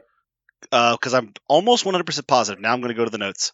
I'm almost positive you said, "Oh yeah, I think we should do this from now on," and I think I definitely did not say that. I heard fine. From now. This week is musicals. Next week is not musicals. There you go. Well, just thinking, we did it. I thought hot there dog, was not hot dog. Because I thought that was one of the things is we said that I swear you said like for a while or from now on or something. Mm-hmm. But maybe I'm wrong. Maybe I'm just wrong. No, I just thought it would be cool to pair those two categories together instead of doing them like a long time apart. Okay. Also, there's a lot of movies that kind of fall in both categories, like Heat, even though nobody ended up picking it. Got you. Okay. Departed can also kind of be in either. I stand corrected. Well, I really racked my brain thinking of pair concepts. But, okay. Now I'll stop. It's probably best. I remember the category I wish I'd picked. I even talked about it last time, but I'll save that. I'm running out of movie categories. Like, there's a few we can do still, but I'm kind of excited to move away from movies and move into like TV shows. TV shows is really where I'm at. I actually don't watch that many movies anymore. A lot of my movie watching experience is from like 10 years ago, and so because it's just like I don't. Like, it's so much easier to absorb a TV show because you get either, like, 30-minute or hour blocks, but also it's, like, only if you have exactly an hour and a half to 2 hours do you watch a movie anymore. If you have any other amount of time, you watch a TV show. So it's just, like, more annoying. And I think it's exactly the opposite. I think the number, if you gave me a genre of TV shows, the number in that genre I have seen is got to be lower than the number of movies because I've seen... Like the number of movies I have seen because they're only an hour and a half to 3 hours long is so many than the number of series I have seen. Yeah, I find it's the opposite for me. Like I watch a lot of like short series. It's like we could just do 10 different categories of sitcoms. Like, and I could probably keep going. Like there's so many sitcoms I've watched. Like there's so many like crime-based TV shows that I've watched. Like it's just different. Yeah, the only movies I really watch anymore are just, like, maybe, like, 5% of the movies that come out. Like, I probably only see, like, 3 new movies a year. Ooh, I watched a new Netflix movie. You want to know which one is dog shit? The Killer. Really? It's not good? Dude, horrible. Wow. Now, is this like an Aaron watched The Prestige review? No. Or is this actually This is a 45 minutes in. I don't care about any of it. You're like, just turn it off. Oh, I so it's like a didn't Snyder film. I didn't finish it. Like, I literally turned it off with 45 minutes left to go because there's nowhere it could go that I gave a shit about. That's great. It was bad. Okay. Wow. It's actually on my list. So. And Michael Fassbender, I love that dude. But obviously it's a Netflix movie that wasn't thought out very much, and they just fucking threw him in there. They just had a contract. Like, we need to put Fassbender in something. And they're like, this guy has an idea. Nobody checked it. It also could be bad. It also could be the opposite, and they made a really, really good movie, and then production teams got a hold of it and left it on the cutting room floor. Yeah, so many movies, so many movies are made amazing, and then executives who have no business making movies get a hold of it during editing and just totally mess it up.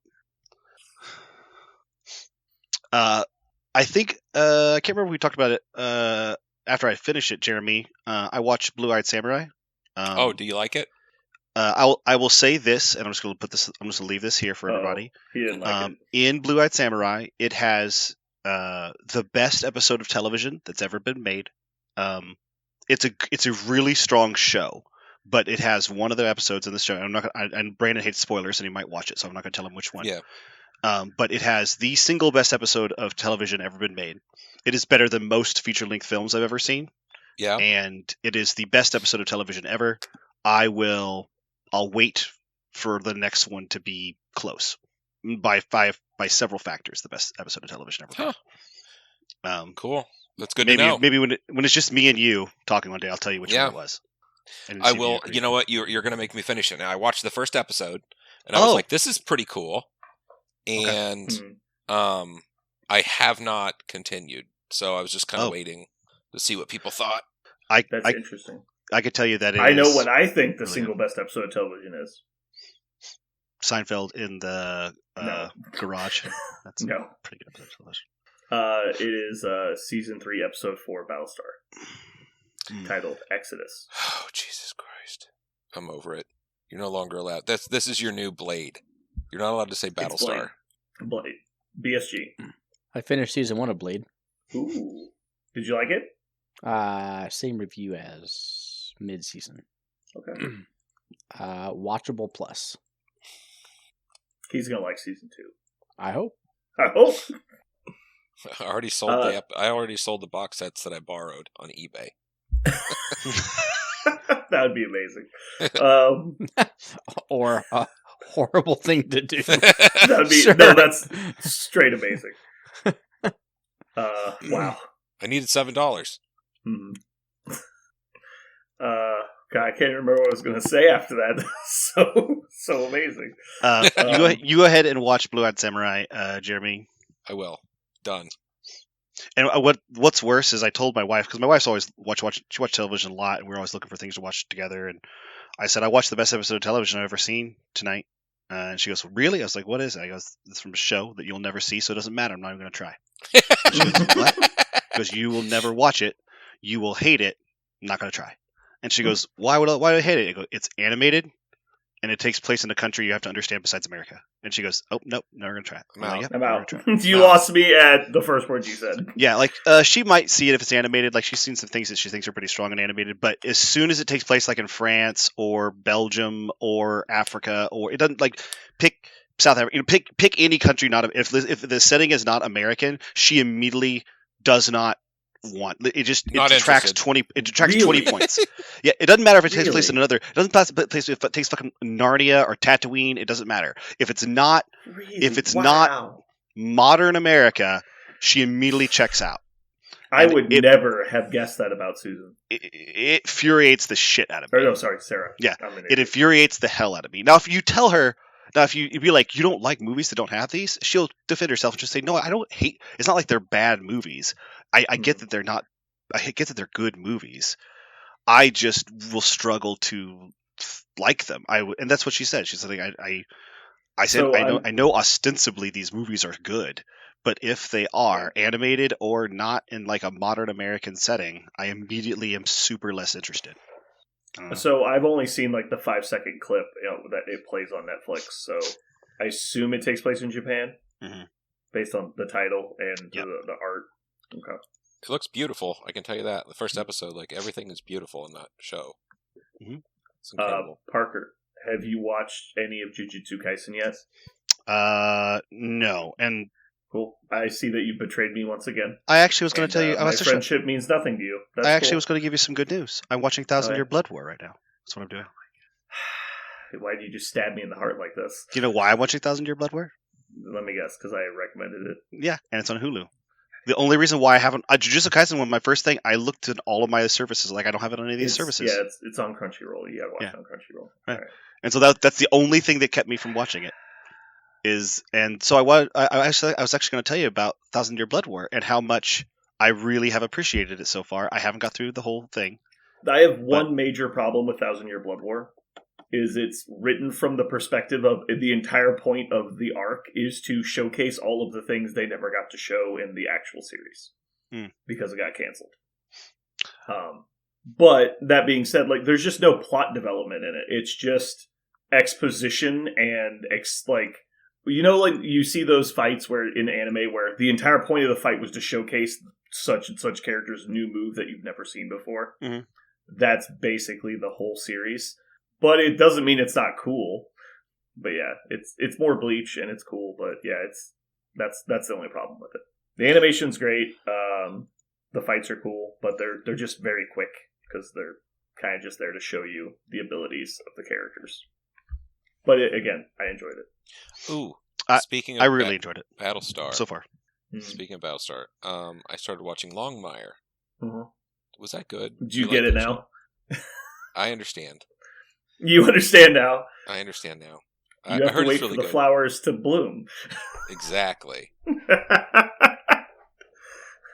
I was watching it and I'm like, wait a second, I recognize. Oh man. You guys are pigs. But it's funny. No, but I actually watched like 3 or 4 episodes of that before, like 6 years ago. And I was like, this show's pretty good. And I just kind of focused on something else. Longmire is just like a cheap man's Yellowstone. Is all it is. And we were sitting here, me and Heather were sitting here like watching, trying to find something to watch. And I'm like, let's give this another try. So I was like, oh yeah, this is good. So yeah, she's like, is it like Yellowstone? I'm like, yep. Yep, pretty much. Takes place in Montana. Guy does vigilante type justice. And yeah, that's pretty much it. Doesn't have Kevin Costner though. True. But yeah, Parker, you need to remind me to message you. I'll message you my Crunchyroll password. But you need to watch JJK. I'm all in right now. I'm on a super hard anime kick, and it was 100% Blue Eyed Samurai that got me there. After I watched it, I was like, "This is the best show I've ever seen. I want to see more anime now." And I know they're not going to compare, and no, they haven't. But I was like, "This, I want to see more anime now." And I was. Do you remember the super OP character I told you about from JJK? Yeah. He is just a space mage, and watching him fight people is fucking amazing. Mm-hmm.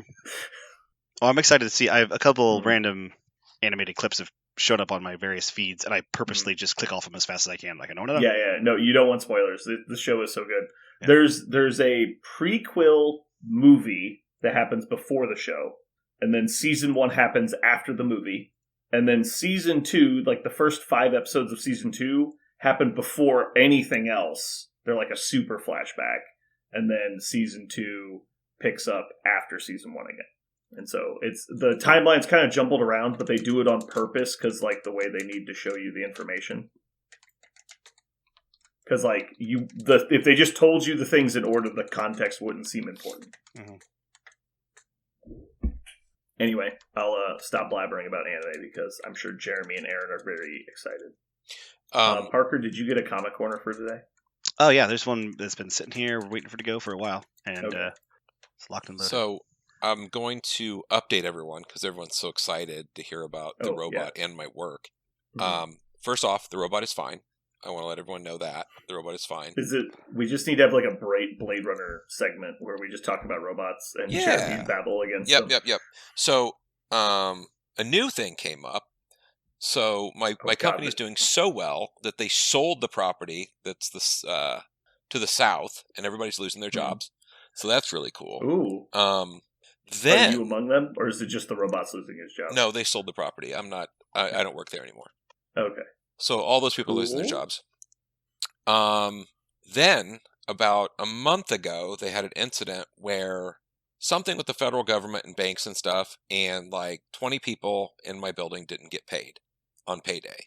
And they're like, oops, our bad, y'all didn't get paid. However, unless you told them you weren't one of the people that didn't get paid, you had to tell them. They weren't going to pay you. They didn't know. I'm like, what the fuck is wrong with this company? So, let me tell you the kicker. The kicker is, yesterday, I'm in my boss's office, and I'm like talking about different various things, and She's like, an email came across my desk. Did your cook say anything about his paycheck? I'm like, no. And I'm like, first off, we don't ever talk about money, religion, or schedules. Like, that's the cardinal rule. And she's like, well, corporate says that we overpaid him. I'm like, excuse me? Yeah, we overpaid him $2,000 on his paycheck. I was like, excuse me? Please tell me the next sentence she said, and she says, then we've corrected the mistake. Oh, no. I didn't say anything and I said, else. You found this out Friday, and it was Tuesday. And you didn't say, I'm like, okay, you all need to fucking handle this shit. Somebody needs to deal with this. And she's like, well, I need to get a hold of corporate. But I'm like, no. He's working upstairs. You need to handle this shit right fucking now.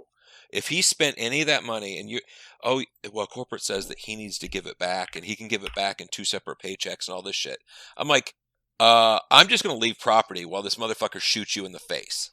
So she says I can go up and get him and we can explain to what happened. I mean, you can explain. Yeah. So I get him and I'm like, hey, you notice anything deaf wrong and with your dumb during paycheck? this conversation. Yeah. Do you notice anything with paycheck? He said, no. And I said, really? Have you checked your paycheck since Friday? Have you looked online? No. He's like, yeah, I did, but it was fine. I said, can you do me a huge favor before we go in her office? Can you just pull it up and just let me see what your deposit was? Like, let's check it real quick. We look at it, and it is fine. It is absolutely fine. So I'm like, what the fuck? So we go in the office, and she's trying to explain to him how we're going to take $2,000 out of his bank account. I'm like, what the fuck? And I told my boss, I said, his bank account is fine. I looked at it. Well, corporate says that... I've seen the deposit, yeah. And I said, I already saw it. It's not. She goes, well, do you mind if corporate gives you a call and asks you about your paycheck and blah, blah, blah? I'm like, why does he... Leave him alone. I'm like, you fucking idiots. So then he ends up leaving. You were trying to get my only cook to quit, you sons of bitches. So he ends up leaving, and they're going to call him. And I told my boss, I'm like, we're shutting a building down. We don't pay anyone. And then we do pay too many. You got the wrong... What the fuck is with this company? So yeah, that happened yesterday. I'm just like... That's amazing. We're monkeys fucking footballs over here, guys. We're just... Oh... But that robot is fucking running like a top. I'm pretty sure if he doesn't, agree to that, I don't think they can actually take the money. Like, they fucked up. It's their problem. I have no idea. I think, a bank can get their money back. They could, you could, sue him for the money. Yeah. At the end of the day, that's... without, they're going to end up losing more money in court fees than they'll save in getting the money back. All I know is it wasn't my problem, and they made it a fucking huge deal. I'm like, are you kidding me, dude? That's not happening. Thank God, though, I looked at his account and everything was fine. I'm like, this is insane. And then I asked her about it today. I was like, okay, did you guys resolve what went on? I haven't heard back. No, I haven't heard anything. I'm like, y'all are fucking insane. You're insane. Mm-hmm. Anyway, yeah. So that's the update. Okay, wow. That's cool. So, yeah, it's real cool. Robot's still getting paid, though, right? Obviously, he pays I'm himself. sure those direct deposits have been going through just fine. Through AI, it pays itself by stealing money. He steals, extra pennies off the paycheck. Yeah. It's the Superman 3 plot all over again. Yep. We'll see how many references to Office Space we can get into this one episode. Oh, a lot. We fucked up, and we've got, $3 million down. What? This is not very supposed bad. To be that much. This is very bad. All right. Is there anything you guys would like to talk about today? I rage quit the game on Wednesday, or what was it, Thursday? Cool. Yeah. I immediately picked it back up, but I did. I was ready to rage quit. That was over. Mm. We don't have to. Aaron, I've heard that your quest has been completed. That is not correct. Oh, okay. I was told very specifically that it was done, so if you feel the need to lie about it, that's fine. But sure. I just want you to know that I know the truth. I have played every affiliation 10 times. This part is done. Oh, okay. I still Not have every character. 4 characters to go. Oof. Then you have to go through every combination of characters. Why new core set? New core set wasn't out last year. You are correct. But it'd be cool to, at the end of the year, say I played everything that's out. But did you do all the characters that released this year? Not yet. The 4 characters I still have to go are Hulkbuster, Ultron, Claw, and Mr. Sinister. Claw is a this year character. So technically I only have 3 to go, but you've just coincidentally played the other characters due to like things you played along the way. Yes. Every other character in the game has been played 5 times, except half the new core box and those 4 models. You could speed run this and just play solo games of the new core set. I could. Yeah. I still have a plan to bring a new list every week on Thursday night, and I'll finish up on the 28th of December. Mm-hmm. So yeah, not quite done yet. Okay. And my new tangential goal is to get 600 games in. I'm confident that will happen. How many are you at now? 551. Seems doable. My new goal is to get 166 podcast episodes up. This year? No, just total. Oh, okay. Good job, everyone. Parker, we did it. Boom. That's what you call a smart goal. You know what I should have actually done is kept track of how many episodes everybody was on. I'm quite confident I'm at 166, which is one short of maximum. I was going to say you were missing that one. I missed one, but I called in for it though. Do you guys remember that? Yes. Me and Parker were sitting here, and all of a sudden you pop in. Yeah, I just pop in. I like slowly move into camera frame. I'm like, "What are you guys doing?" You were in the bathroom. Mm-hmm. I remember. I was there. You're like, I'm just going to take my phone into the bathroom, pay no attention to me. Yeah. Everything worked out fine. Well, I had to be very slowly move my face into frame because I wasn't wearing clothes, so. Do you guys already have all your Adepticon stuff bought? No, it hasn't gone on sale yet. Okay. Going to Are you going this year? Oh, yeah. You guys didn't know this. So, my wife and I had a reevaluation of the post-child contract we made about only doing one event per year, and now the kids are a little older and need us a lot less. Things are a little more stable, so I'm going back to my 2 cons a year, and so one of them is going to be Adepticon, and the other one next year is probably going to be Warfare, because they're both like close-ish, and I can drive to them. Mm-hmm. So right now, that's the plan. But Adepticon is one of them for sure. You get to meet Aaron's parents if you go to Warfare. I do. Oh, we have been uninvited. Is that true, Aaron? Oh, well, I mean, I figured that was just me. Clearly. I figured Aaron would let Parker stay there. You have a free place to stay if you would like at my folks' place for Warfare. Oh, that's awesome. Thank you, Aaron. Just going to warn you that it gets awfully touchy in the mornings. I am awfully touchy in the mornings, so I think it'll be good. It's perfect. Yeah, his parents are way nicer than he is. Like, It's I can imagine going through St. Louis and being like, you know what? I don't have to take. It only takes me 20 minutes to drive by and just say hi. Like, I kind of feel like I'd do that. Well, that is awesome. I don't know whether to feel insulted or happy. Probably both. Both is fair. Probably both is fair. But no, I am pumped. We're going to go to 2 things next year, and those are the 2 I want to do. But I didn't know when Adepticon stuff opens up. Apparently not yet. Not yet. Early January, I think. There'll be a flash of information, and then it's all done. Like, you can't. And then you will have missed out. Yeah. Yeah, that's you the will problem. have missed out. It'll happen at like 9:30 in the middle of my teaching, and I'll be like, "Well, that was it. Guess I missed it." Oh, I remember it used to go on sale in November because we would be driving to War Machine Weekend, and we would have to stop and pull over on the side of the road and buy our tickets for Adepticon right then. Because that was the only way to get a grab bag back then. Yeah. And then they started doing where you have to just pay for the grab bag and they're not on like the first come first serve list. Then it was a lot easier to get stuff like the next day. But no, I am super duper pumped because definitely my favorite large con I've ever been to. I'm pumped to go back. I love driving to Chicago. I like the Chicago drive. I feel like it's the perfect 8 hours. length. 8 hours with like 3 good friends is like, it's a little long, but it's like the perfect, like, okay, by the time you get there, you're like, I'm done with being in the car. But like, True. It's long enough that you can have all those like long conversations about just like screw around stuff or like just talk about whatever. Like, it's nice to kind of just get away from the world for 8 hours and just be with your buddies. I also just like car rides. A trip is when you only drive to St. Louis and don't have to fly to another country after driving 8 hours. Yeah, no, that's what we talked about. Jesus talked about on the way back. It's like it's almost like you just get to teleport home. Like it's so quick. It was like, so crazy. Driving the entire width of Missouri is like just instantaneous compared to like the fucking travel we were doing before. Yeah, precisely. I'm 100%. That's another reason why I also like car. I love a single day road trip, like going to Denver from like Kansas City. I like that. I like that trip.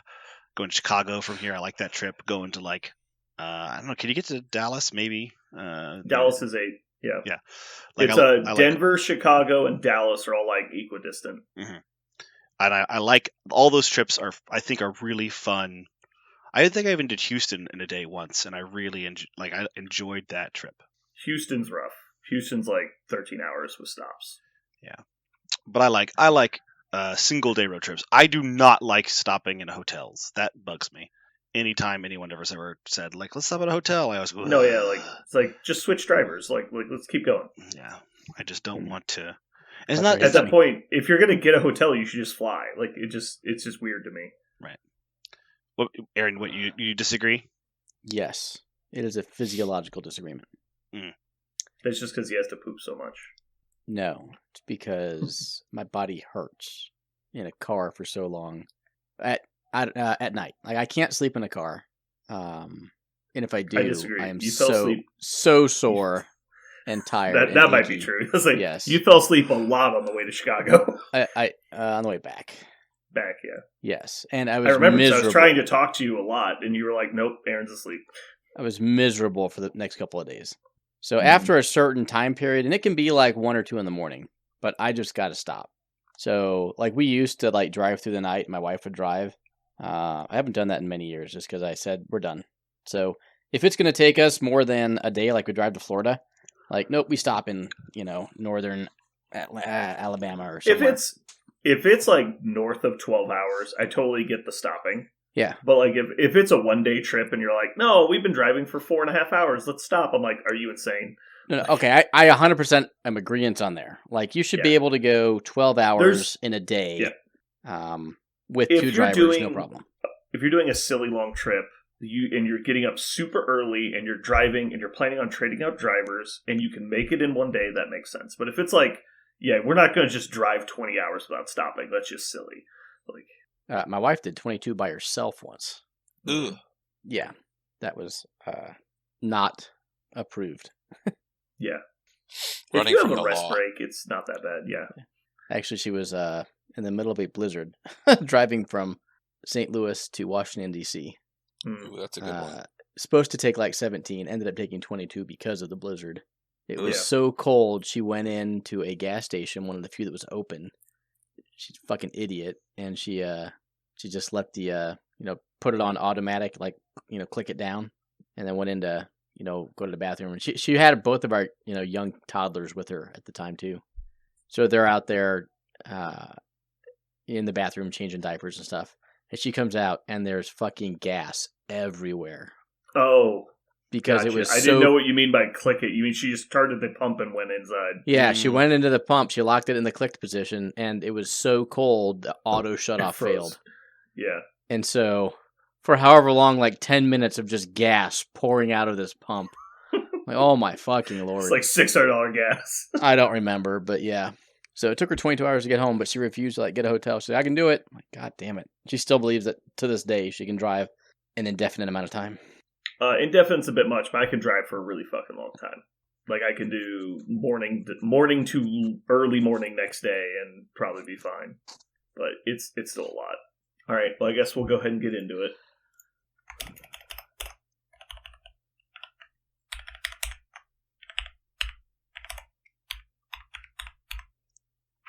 Alrighty. So, Aaron, I don't know if you remember, but I had originally created a secret Discord channel that we talked about. Do you remember this? He doesn't remember. Aaron never listens to anything I say. So anyway, the whole concept was we felt we had a lot of newer / casual players, and we didn't want to force them to play into stuff that was potentially not fun, like negative play experiences like CGR, and among other things. Yep. And so the whole point was we would have the MCP general chat basically be the normal group where we don't talk about like try hard sweaty stuff like the like really competitive tournament roster stuff like either Sam Vengers or like Webs or CGR and all that stuff. That's like really not fun to play against if you're not ready for it. Mm-hmm. And so I started talking to people. I'm like, hey, is this a group you'd be interested in joining? Like, do you want to play against tournament lists and actually practice for tournaments, or do you just want to come up on Thursday and have a good time? And unanimously, every single person I talked to was like, no, I want that channel. Like, I want to get better. I want to practice for tournaments and stuff. And like, it got to the point where like I've talked to over 20 people. Like, and there's like, no, I definitely want that. Like, I don't want to be just in the normal show. I want that too. I'm like, okay. And so basically what I've gotten to is I found the two people that don't want to be in the Try Hard chat. Parker, do you want to guess who they are? Don't want to guess who they are? Like I know them? You do know these two people. Don't want to be in the Try Hard chat. Tell you what, I'll take bets. Anybody got bets? I guess one of them is other Brandon. Okay. I didn't talk to him about it. Oh. That's because he's played one game of MCP in the last, 6 months. Okay. I'll give you a hint. They're in the Discord channel. The voice channel.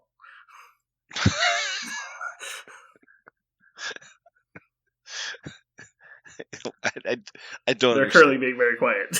I don't understand. I feel like I'm being trolled here. I feel like this is a joke. I'm about to say when I should The two sack. people that don't want to play against CGR are in the room. Oh, I get it. Okay. The call's coming from inside the house. I get it. Okay. Okay. It's fine. I just thought that was now. funny. I'll just get mad and quit. That's great. So I was even talking to Ryan yesterday. He's like, "No, I want to play against CGR. Everyone always talks about it, but I never get a chance to actually experience it." They're all fucking insane. It's all fucking insane. Do they understand how fun this game used to be? It's not a miserable fucking slog. Like, it used to be fun. That's it. I quit again. I quit again. Peace out. Yeah, there's no question that, like, being sheltered from some of the negative play experiences things make you wonder what it's like. But yeah, so that's why I haven't done anything with the Sweat Lodge channel, because so far everyone has wanted to be in it. So I'm just like, well, if everyone wants to be in it, then why do we have to have a secret channel for it?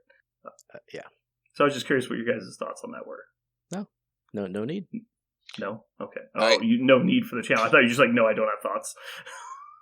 I think that there's a lot of delusional people out there. All right. Jeremy, I think that's pretty obvious what that means. You need to bring CGR and play it against people, so that way they understand. I won't. it. Don't worry, I won't it, or whatever. I won't. I will not. I won't. I think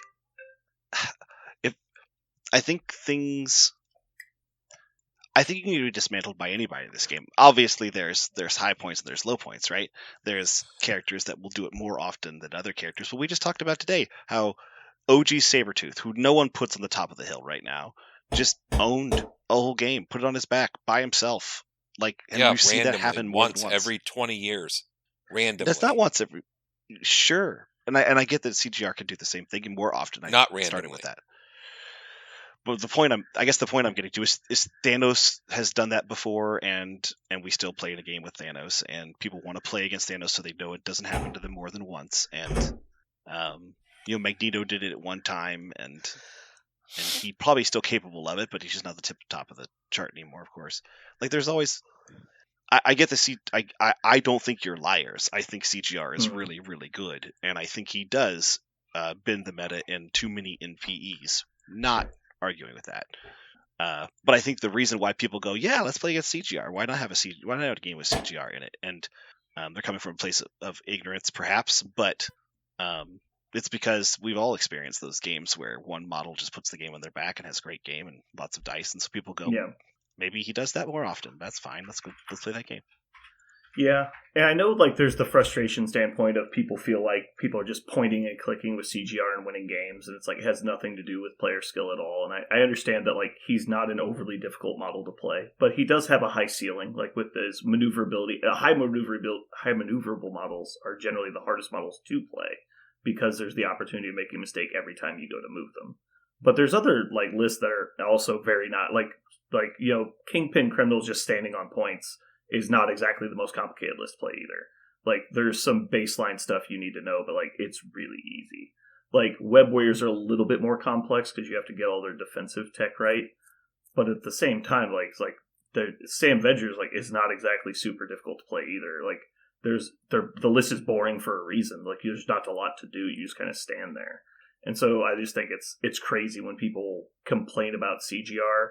And their complaint is like, well, he's too easy to play. I'm like, that's not, like, if we're trying to make the lists that are good and bad or, like, unfun to play against because they're easy to play, it's like, that's not silly. Like, obviously, again, everyone agrees CGR is too good, but I think if we let him scare us out of the game, then that's also bad.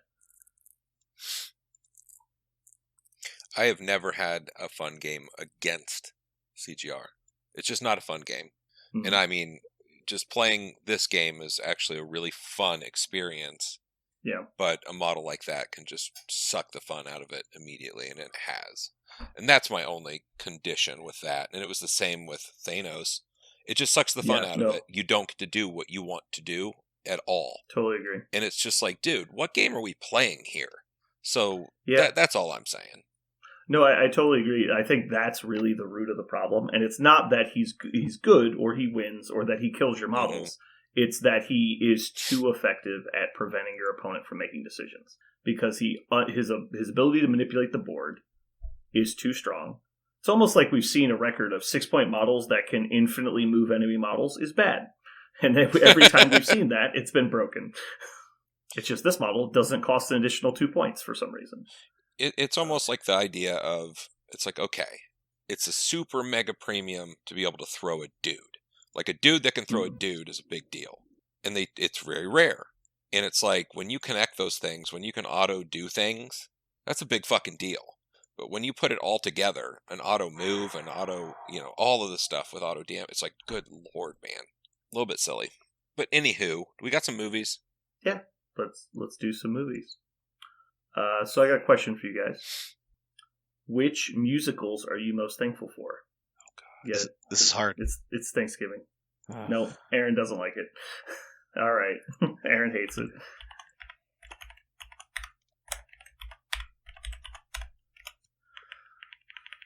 All right, let's see. So Aaron goes last. That's cool. I guess I'll go first. Let's see. Where's my list? Wait, are you the worst one? I think you're right. Sure. Do you want to be a little less obtuse about what the category is? No, it's musicals. Okay, I said it. You kind of made a Thanksgiving joke about it. I did. Yeah. That's because that's what I do. Okay. I make things into jokes. Okay. Like Parker was a respectable human being before he joined the podcast. I had dreams and everything. He had aspirations. All right. So yeah, we're doing musical categories this time. So my first musical is going to be Willy Wonka and the Chocolate Factory. World of pure imagination. That song cooks hot fire. I love that. The Johnny Depp version? No. The Gene Wilder. That's just called Wonka, I believe. Or no, that's Charlie and the Chocolate Factory. Yeah, that's Charlie and the Chocolate Factory. And I don't... Are Willy there Wonka's any the songs old in one that? from the I don't know if there are any songs. Maybe I'm wrong. I don't know. I haven't seen it because I'm not a psychopath. Yeah, but... Speaking of the first one, if you go back and watch it, is the weirdest fucking movie ever. It's crazy. So creepy. There's just like a guy walking down the street with a cart of knives. And you're just like, who is this person? Why do we not talk about this? Yeah, there's a lot of iconic songs in that one. You don't think about it until you get them played back to you. Alrighty. So next up's going to be Jeremy. South Park, the movie. The movie. Yes. Kyle's mom was big fat bitch in the whole wide world. That when they went international and say that in like 8 different languages, I cried. That was very, very funny. I was never that much into South Park, so I think I've seen it, but it was a long time ago. That's where I get the mating sound of the dying giraffe. Mm-hmm. Oh, that's where that comes from. Oh no, I've never heard that. Yeah. So Parker, you're up. I'm going to go with my first one. It's so hard, but I'm going to go with Chicago. I love Chicago. It's also the only movie musical that is always better than any live performance I've seen it. I've seen it twice live, once off Broadway and once here locally, and both times I was very saddened that the movie is just far superior. That's why why it has to be my first choice. Alrighty, Aaron, you got your double pick, and I think we left a lot of low-hanging fruit for you. So, Nah, I don't know. This is really? either low-hanging fruit. Did we gut your list? No, Chicago is the only one on it. Oh, okay. I'm going to go with, in a rare turn from me, the classics. If you pick one of mine, I'm going to be mad. Go for it. Oh, it makes me mad already. Sound of Music. Oh, okay. Yeah. And My Fair Lady. I would never have picked My Fair Lady, but Sound of Music is... I love My Fair Lady. Eliza Doolittle. Who would have guessed that you, of all people, would have picked these two? Like, no one's going to be able to tell which list is yours, Aaron. I know. The ones that were still in production when I was a babe in 1948. Yeah. I think Edelweiss is one of the best songs ever written and sung by specifically the man. What is his name? I forget his name. But man, it is. Yeah, it is a good song. But the whole movie is even just good too, like beyond the actual singing in there. So it's not a weak movie, but Edelweiss. Parker, you are up, sir. I have to go by my wife and I love musicals. We watch them a lot, and our favorite one to watch together is probably The Phantom of the Opera. It's the exact opposite of Chicago. All the live versions we've ever seen, we've seen many, are all better than it. But it was the first time I saw Phantom, and I still love Emmy Rossum so much. Emmy Rossum, it doesn't matter what anybody else sings. Emmy Rossum was amazing. So is that your pick? Phantom of the Opera, yes. Okay. Alrighty. Jeremy, you're up. Team America World Police. Oh my god. I'm Ronry. A little Ronry. I forgot that was a musical. Yeah, there is. I need to watch that again. It costs $1.05. Yeah. Freedom. Everyone has AIDS. Your mother AIDS. Well, they did that at a musical, though. All right. Conveniently, because you guys did not pick my other two, I'm allowed to say movies that are not actively terrible, so this will be good. So I've got Walk Hard, the Dewey Cox story. Yes. And that was actually the first one on my list, but I knew nobody else would pick it in the first round. And then finally, Matilda. The original, right? The one with Danny DeVito. If that's the original. Yeah. They remade that? Netflix made an original one. It's terrible. What? Why? How are you going to replace a movie with Danny DeVito in it? That's not even possible. No. It's actually, I'll say this. There's one thing about the new Matilda that's really cool, which is the dance choreography is kind of insane. What they have children dance in that film is way, way, way crazy. So if you want to just adults and they just zoom out. No, it is. It's one of those things that if you just do like a supercuts of the children's dance numbers, it's kind of worth seeing before you die. Anyone out there, you don't need to see the whole movie, but that's worth it. Alrighty. So Jeremy, you're up. The one I want to add to this, which fits in my collection, is Nightmare Before Christmas, but I've already named that for another one. Save the honorable mentions for after, sir. I know, but I had to say it. I had to get in there. That's the one I want. No, after. I'm gonna cut that out. Oh my god. So I'm gonna say Moana because I love those songs in Moana, except the first. How do you spell couple. Moana? Moana. How do you spell Moana? It's like Moana. Okay. That's one of the best movies. It's got Flight of the Conchords. I don't own a small person, so I have no way to know how to spell Moana. It's so good. All right. Parker, your final pick. I'm gonna go with. Man, I'm having a really hard time with this one, but I'm just gonna go with another. Just the reason why I love it is a musical, and it's Sweeny Todd, the Demon Barber of Fleet Street. Stephen Sondheim, which is the composer for that, is just a really cool artist. if you don't know anything about him, look up his life and kind of how he lived. His life was kind of insane and cool.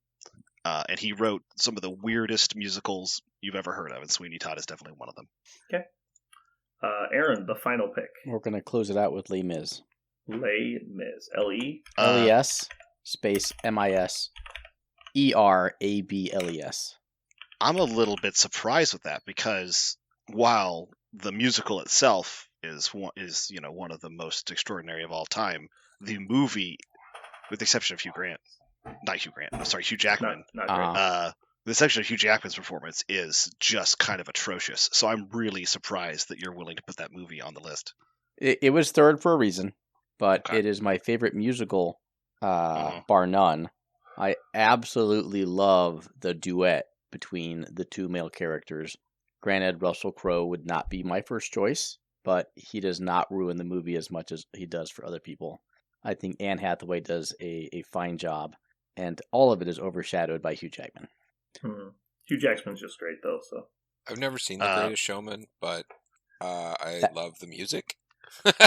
Yeah, The Greatest Showman almost made my list. I've seen Hugh Jackman live, and a lot of he just sang songs for the musical, and I loved it. It was great. It was on my list. If anyone took it, was number 4. It was on my list if anyone took something from it. The only reason why I went with Sweeney Todd is just Sondheim is one of my favorite creators of all time. So the only thing I've seen from Sweeney Todd is the shaving scene. Yeah, it's a great scene. Also, a lot of amazing actors in that movie too that are really fun. For those of you who don't know, it was also directed by Tim Burton. Shout out to Jeremy Spick. Really, you don't say. But one of the things about the movie is that he said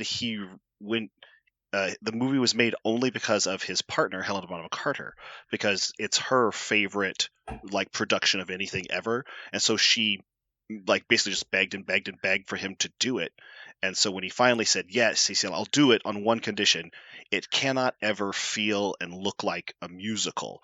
Yes, you'll have to sing, of course, but I don't want it to look and feel like the way a musical is generally produced and directed. It should be just like a regular movie where people are singing lines and singing and acting lines rather than this kind of production where kind of where the action stops and a musical production takes over and people act like they wouldn't act, the whole dancing down the street motif kind of thing. And so you need to just continue doing the scene. You're just singing the lines. And so if you pay close attention to Sweeney Todd, it's 100% that. It is just a movie where people are singing the lines instead of speaking the lines. Yeah.